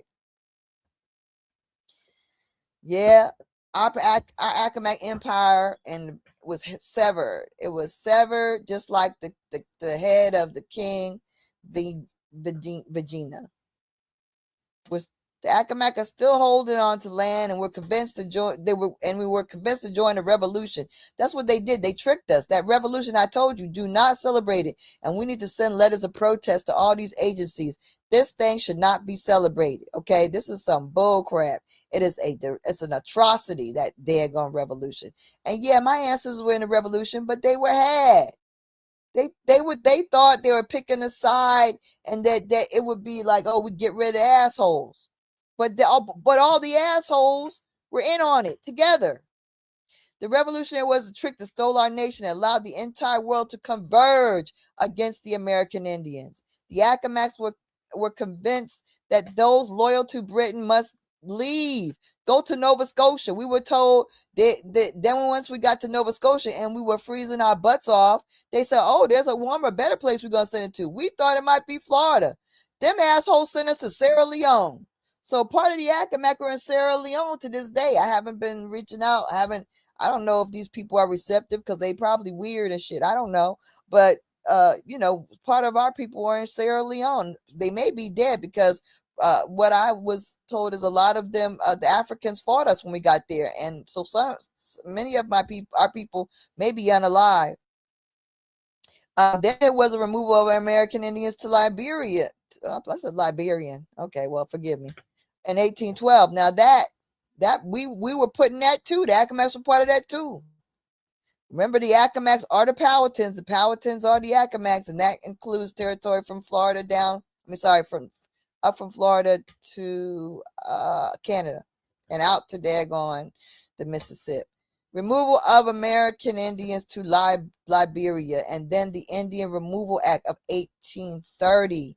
You got to understand the 1830 Indian Removal Act really was and coincided with the Trail of Tears and the Nat Turner War. Okay, Nat Turner called mass removal. Okay, and the Trail of Tears, they exiled a lot of woodland Indians, and some of those fake civilized tribes got removed as well. But they actually did an illegal removal of the Accomack Powhatan Reservation, because the reality is, I guess everybody is actually illegal because of the law that does. There's many laws that does say that is illegal. Let me see if I got the non-intercourse. Oh, let me see. Ooh, child. I'm going to add this to the party because we're going to add it. Here we go. Share. All right.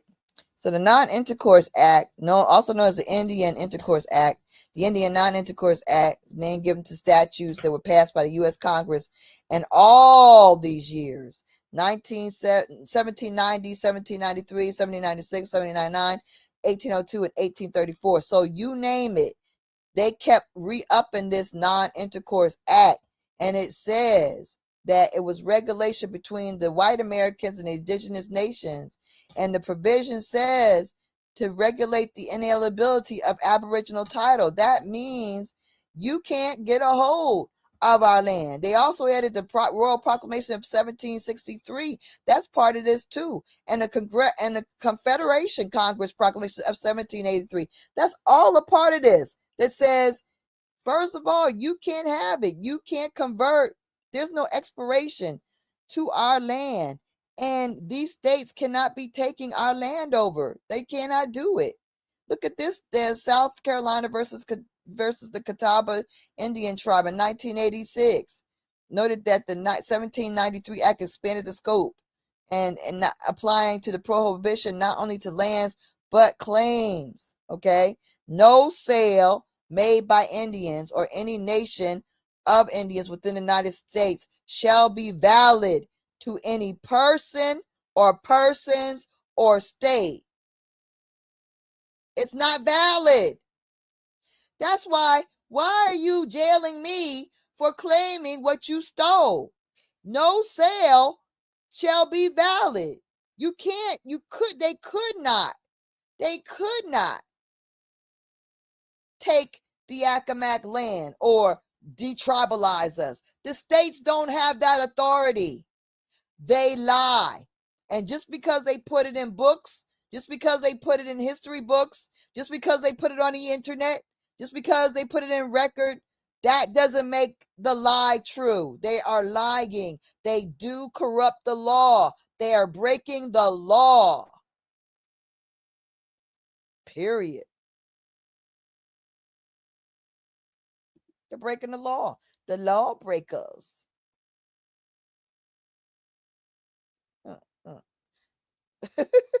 They would call it, of course, weirdos. Yeah, right. Hey, they probably because they feel like they're getting screwed, and you are. No, they're not. They're not getting screwed because they have no business here anyway in the first place. Right.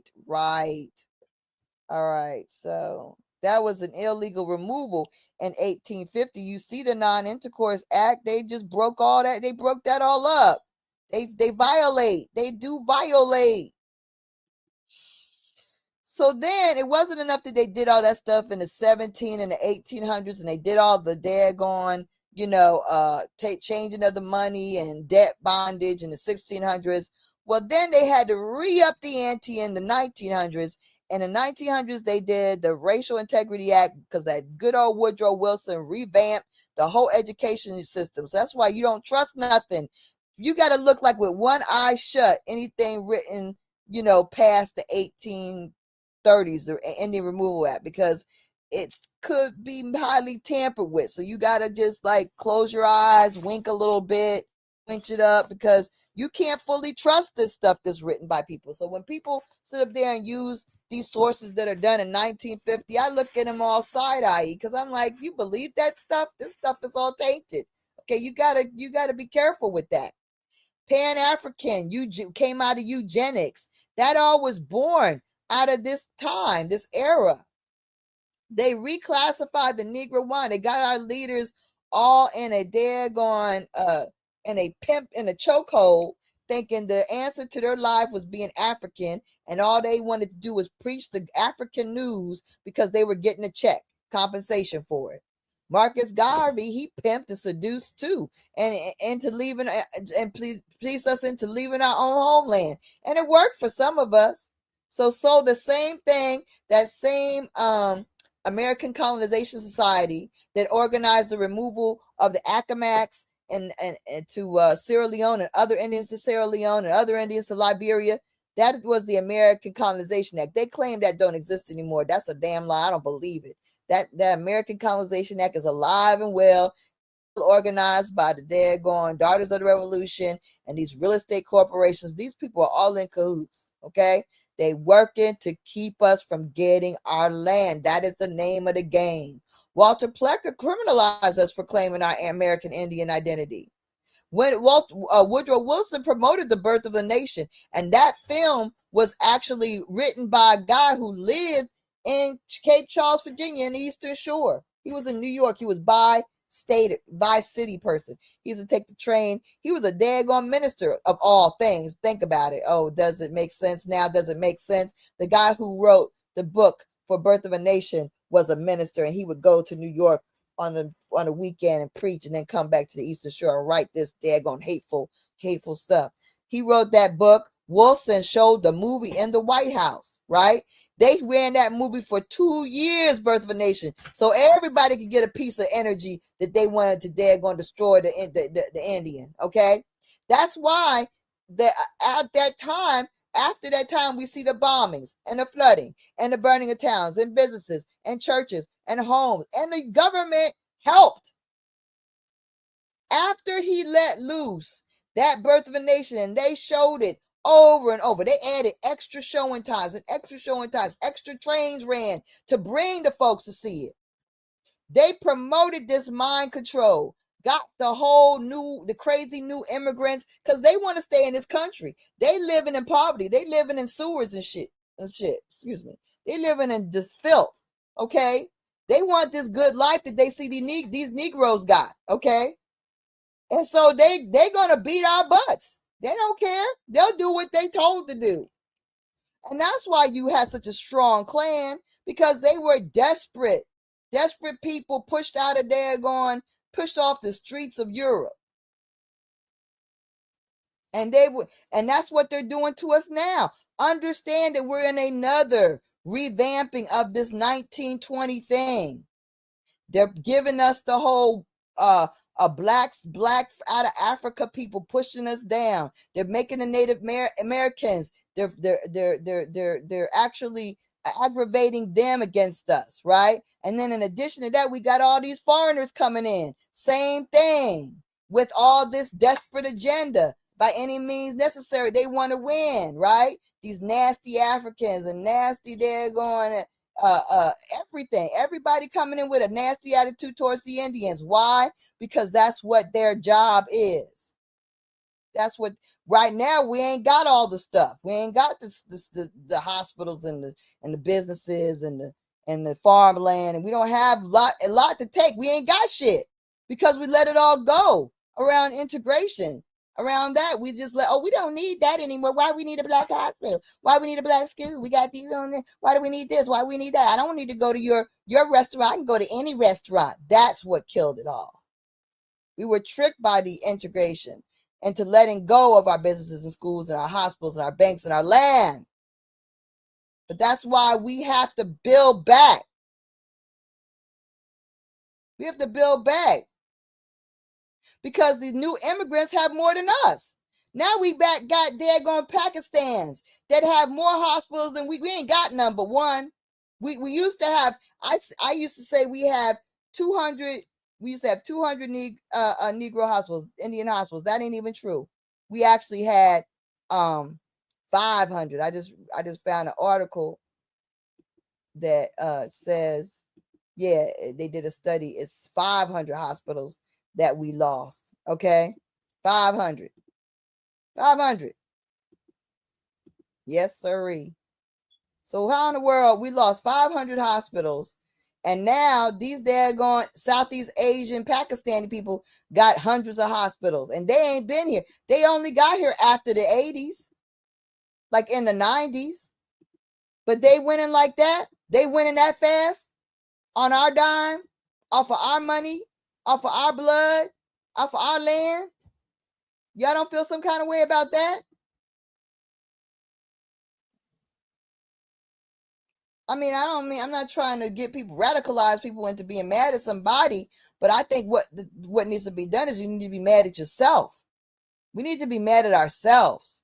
We need to get up off our asses and do something. And you can start by showing up on the 31st of March on the Eastern Shore at the Northampton Courthouse in Eastville, Virginia at 8:30, because we're not going to let these people keep what they've stolen. And when we win, everybody wins, because that's how it goes. They try to stop one of us, they stop all of us. We win, we continue to win. That's the way it works. That's the way it works. That's just it. That's just what it is. That's just what it is. That's just what it is.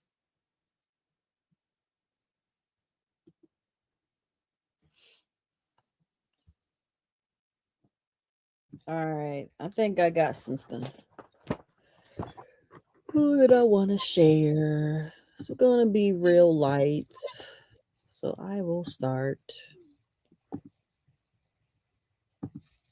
All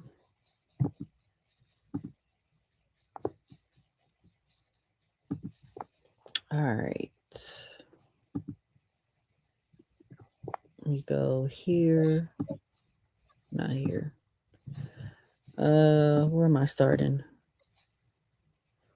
I was gonna look for Oskala because they had this place name about him. So if I can find it.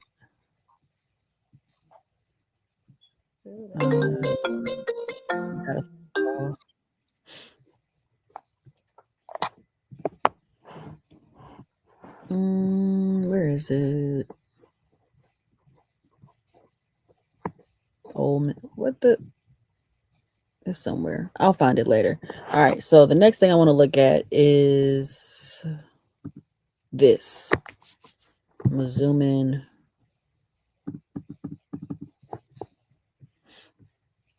All right. So this is a rite of passage, and it's specific to Maryland and Virginia, but it might be further than Maryland, Virginia going forward because of it actually being a surname. Keep in mind this surname. See this right here, Bowman, right here. All right, so I'm gonna read it. It says, the children live with their parents, the boys until they come of full growth of men, for they reckon not by the years as we do, or whatever the case. Then they are put into a number of bowmen and are called black boys, and continue until they take them wives. When they are made to be black boys, the ancient men that govern the younger tell them that if they will be vigilant, obedient to their werewants, I don't know if that's wives or wazoos, kukurusus, and then their God will love them. And the men will esteem to them, and they shall kill deer, turkeys, and fish. Now, I could go further with this, but I want to show something visual because it helps, right?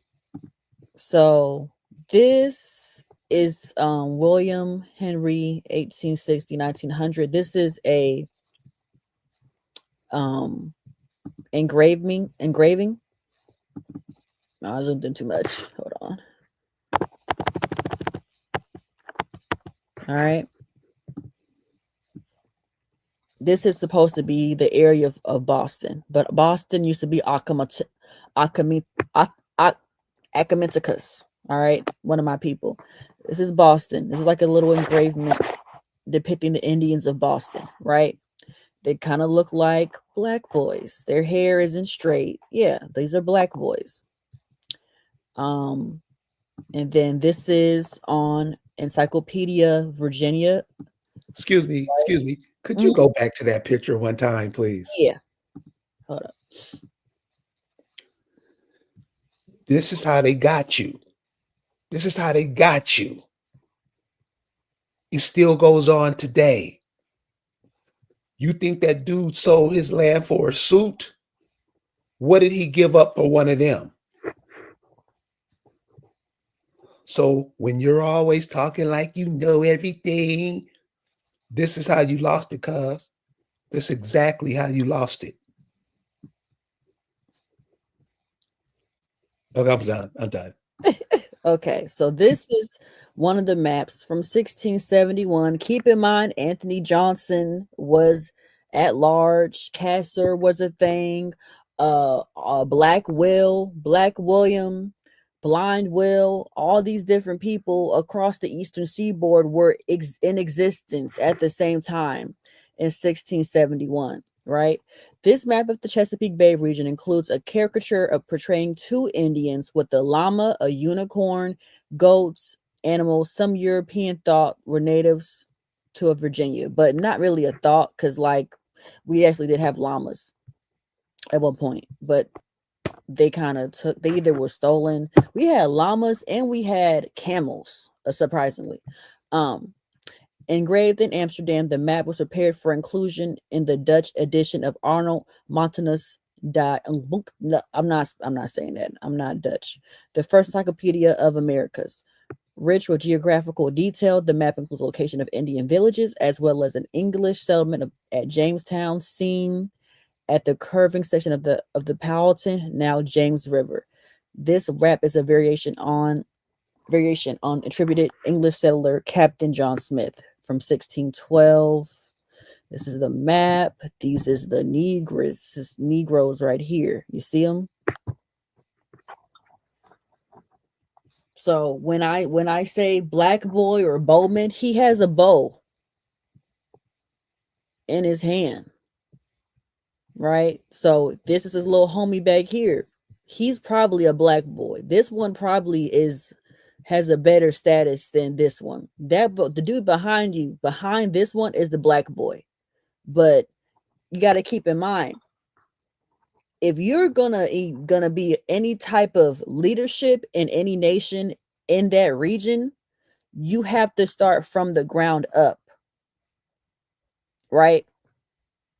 If you want to be a Werewance, any of that, a Montawick, whatever, you have to start from the ground up, which means you will become a black boy. That's just what it is. That's just how it goes, right? And there was a recording of these ceremonies happening as early as, well, they always happen, but I think they had one in 1615 that was recorded, so that's gonna kill the 1619 thing. Now, like I said, remember, I mentioned Bowman, right? Look at this. Quando Rondo, Taquan Terrell Bowman. He's from Savannah. He's from Savannah, Georgia. And I actually did some work in Savannah, and we were at a hotel. And there was another lady that was at the front desk who was also a Bowman. I feel like it's clear as day. I feel like I don't have to say too much. Like, his last name is Bowen. Bowman, of all things. This is Quando Rondo right here. He's a Bowman. He's a Bowman from Savannah, Georgia. Savannah is a marshy place. He's a marshy Negro Indian. Like, I don't know what else. He's a marshy Negro Indian. You know what I'm saying? Like, it's pretty clear as day, I feel like. Georgia Indians.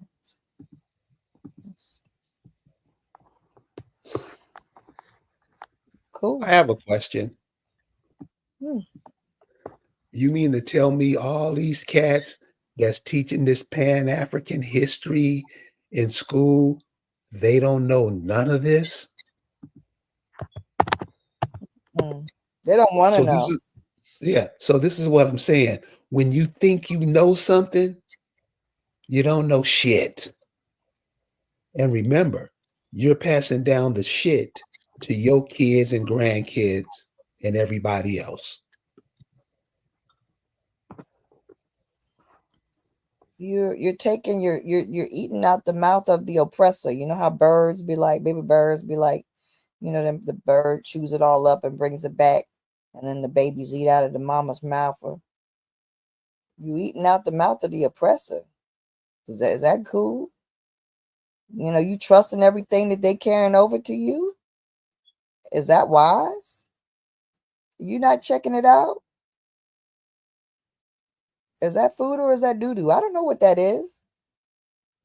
I gotta smell it. I gotta examine it. I gotta look into it. I gotta inspect it. I don't trust you bringing me. Maybe I better go. I think I'll eat this bug over here on the side of the tree. I'll do that.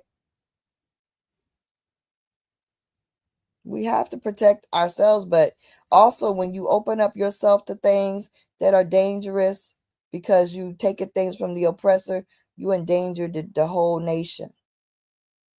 You endanger the whole nation. People that they're going want to be in bed and league with the enemy, they endanger the nation. That's why I have a problem with people that sit up there and say they want to be on my support me, but at the same time they licking the enemy in the mouth. You can't support me and you licking the enemy in the mouth. You can't lick the oppressor in the mouth and say you're down to help me. I don't want that help. I don't want it. Keep that. Yeah, keep that for sure. Because you don't know what's good. See, that's the other thing. You can't trust the people know what's good. They're trying to give you foo-foo. You don't want no foo-foo. That's good to them. But if they're trying to feed you foo-foo because they think they're African,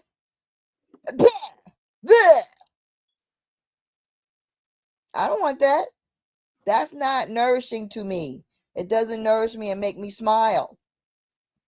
It makes me ill and I don't want it.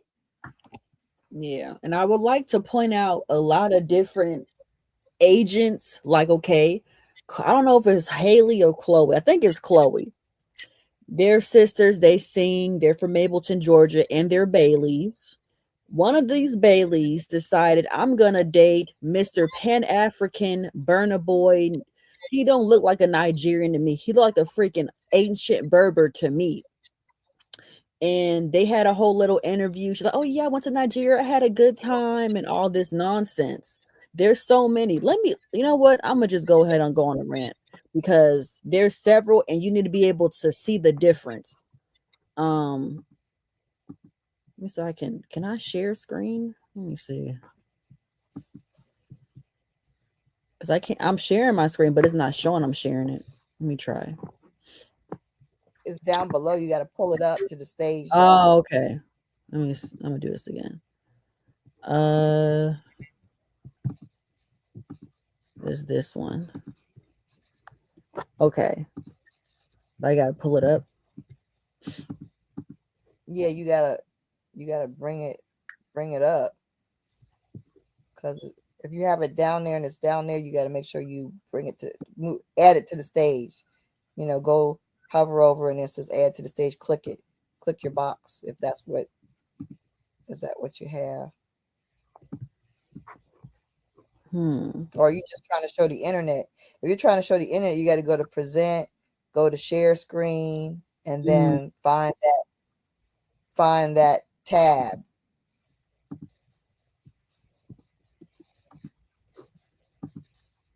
Okay, you see it? No.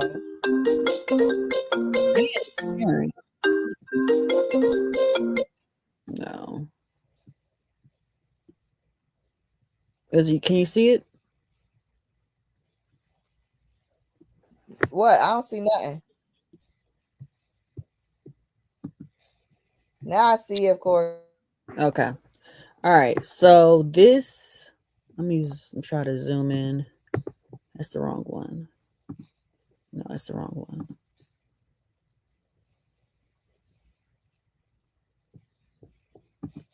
Okay. Where is it? Yeah, I gotta go to bed soon. Okay, so this is Osceola Island right here. It's in Plymouth County, Mountain Berkshire County, Massachusetts, Mountain Grattan County, New Hampshire. Derives from Osceolo, a black drink, the Seminole term applied to the famous leader of that tribe. So they have a whole Osceola Island.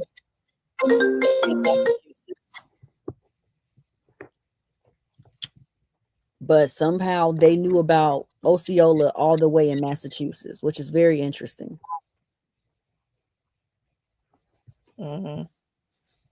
So you gotta go. You say you gotta go to bed. Mm-hmm. Oh, You go on. You go on. You can share some more. okay.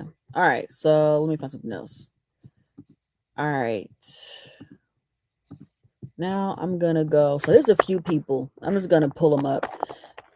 There's a few rappers that are cosplaying as American Indian. This is one of them. She is Nigerian. She goes by Jen Carter, which is like one of the first black families in America. Right? This is one person. Then you got this person.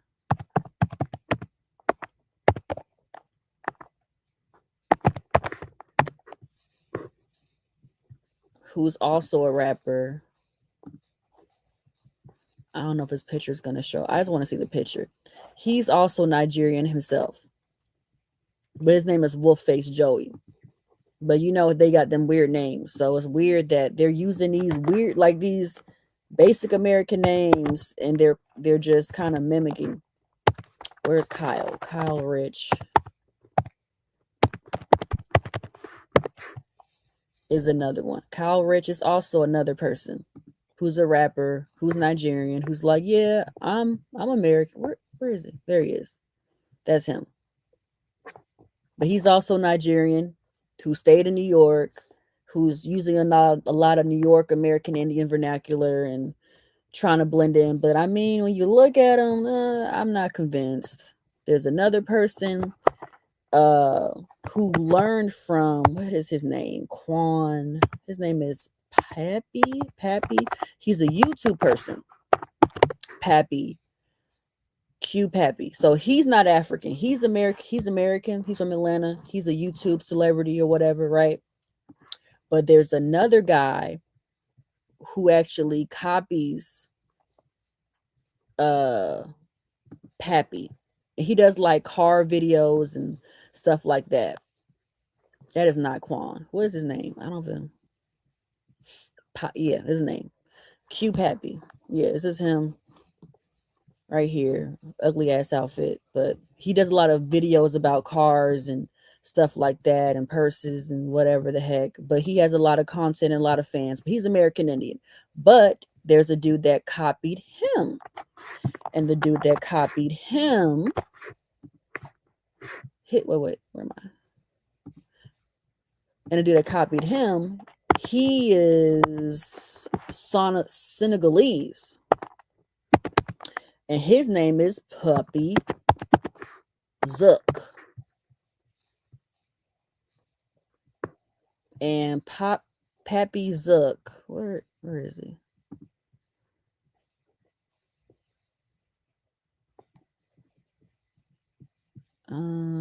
TikTok maybe. I'll just go on YouTube because YouTube has it. They're both on YouTube. So there's so many people that are like literally riding our coattails. It's so weird. This is another person right here. So his name, I need to hear that. His name is Pappy Zook, and he's Nigerian. He's a right. Similar type of store, similar type of, I'm gonna buy this car for this amount of money. I'm gonna wear these clothes. But he pretty much copied Poppy Q from Atlanta. The same thing. You know, like this is a ongoing thing. There's several of them. I just found a couple, but there's more that are, you know. Oh, there's another one. Blackie Speaks. Blackie Speaks, he is Ethiopian and he talks about hip hop. This is Blackie Speaks. I think he made a video, a music video earlier. I think I just seen it though. Let me see. Right here. This is Pappy. No, Lucid Dreams. No. I don't need to see your face. Where's his actual video? Because he made a music video. You can see his face. So you know, make sure we don't get right. Okay, that's why I'm not playing. That's why I just paused the song or whatever. So this is Blackie Speaks. See how he goes by Blackie, and he's an Ethiopian. So it's like they kind of hide underneath that black title, but he himself is Ethiopian. But all he talks about is what? American Indians. Really? That's all he talks about is American Indians. And there are several content creators that just talk about American Indians. There's another one, Foreign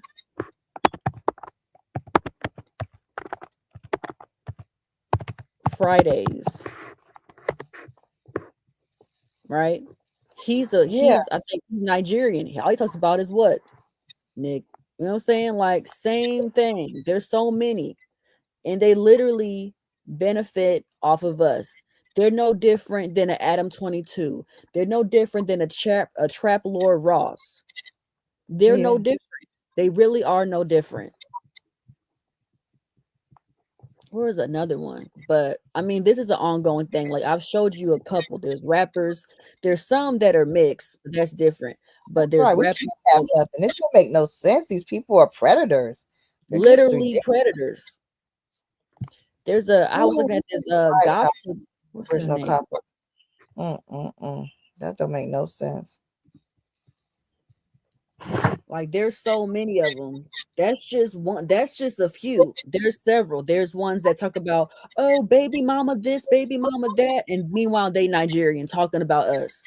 So when you look at these YouTube people, you got to make sure that you know that they are actually, if they say they're Black American or they're from Mississippi, you know, that you gotta check them, because not every single one of these people that are content creators are really one of y'all. Like, there's so many. That's only the only few amount that I seen. But there are several. There's also a girl. There's a few Nigerian women that kind of blackfish and talk about the same type of stuff that Blackie Speaks talks about. So literally everybody eats off of us. And then when we call them out on it, what they do, they get mad. Well, everybody's black. Well, if the cops come to us and you get arrested, they're gonna say when you get arrested, it's gonna say white. When the cops come, they're gonna have an accent, and they're gonna make sure the cop knows that they're Nigerian for sure. So that's the difference. And a lot of Nigerians get booked as white, and the Ethiopians get booked as white, and they be burnt as hell. So they're not one of our peoples.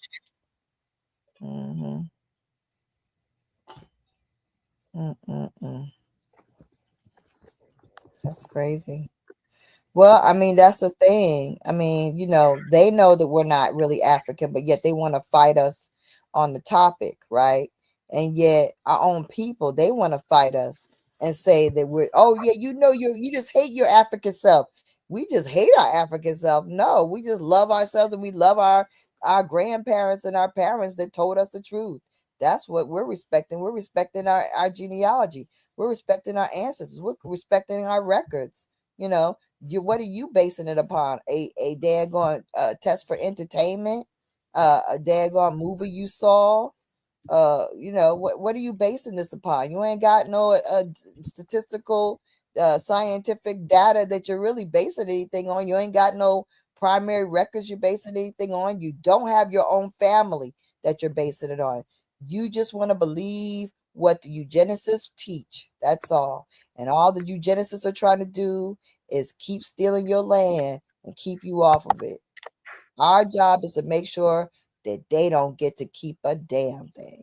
Our job is to make sure we get all our things back, and that we all prosper the way we've been prospering and the way we're meant to prosper.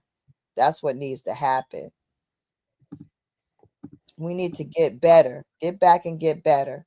Not that we want everybody to crash and burn. People don't have to crash and burn, but you don't need to be standing in the way of us getting what is ours. You really don't. You need to stand back. It's time. Your time is up. If you didn't collect enough coins and riches from the time you've had this stolen property, then that's unfortunate, but that's just the fact of the matter, that when you do illegal stuff, if the table was turned and it was us doing illegal stuff in your homeland, they would crucify us. It wouldn't even be a conversation. Oh my God, I shudder to think, if the tables were turned, how horribly we would be treated if we did this to another people, what they did to us. It would be, it would be disgusting. It would be just, wicked.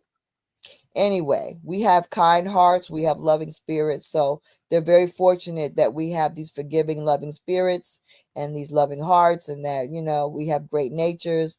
So when we get ours back, everybody's going to benefit anyway, because that's just the way we roll.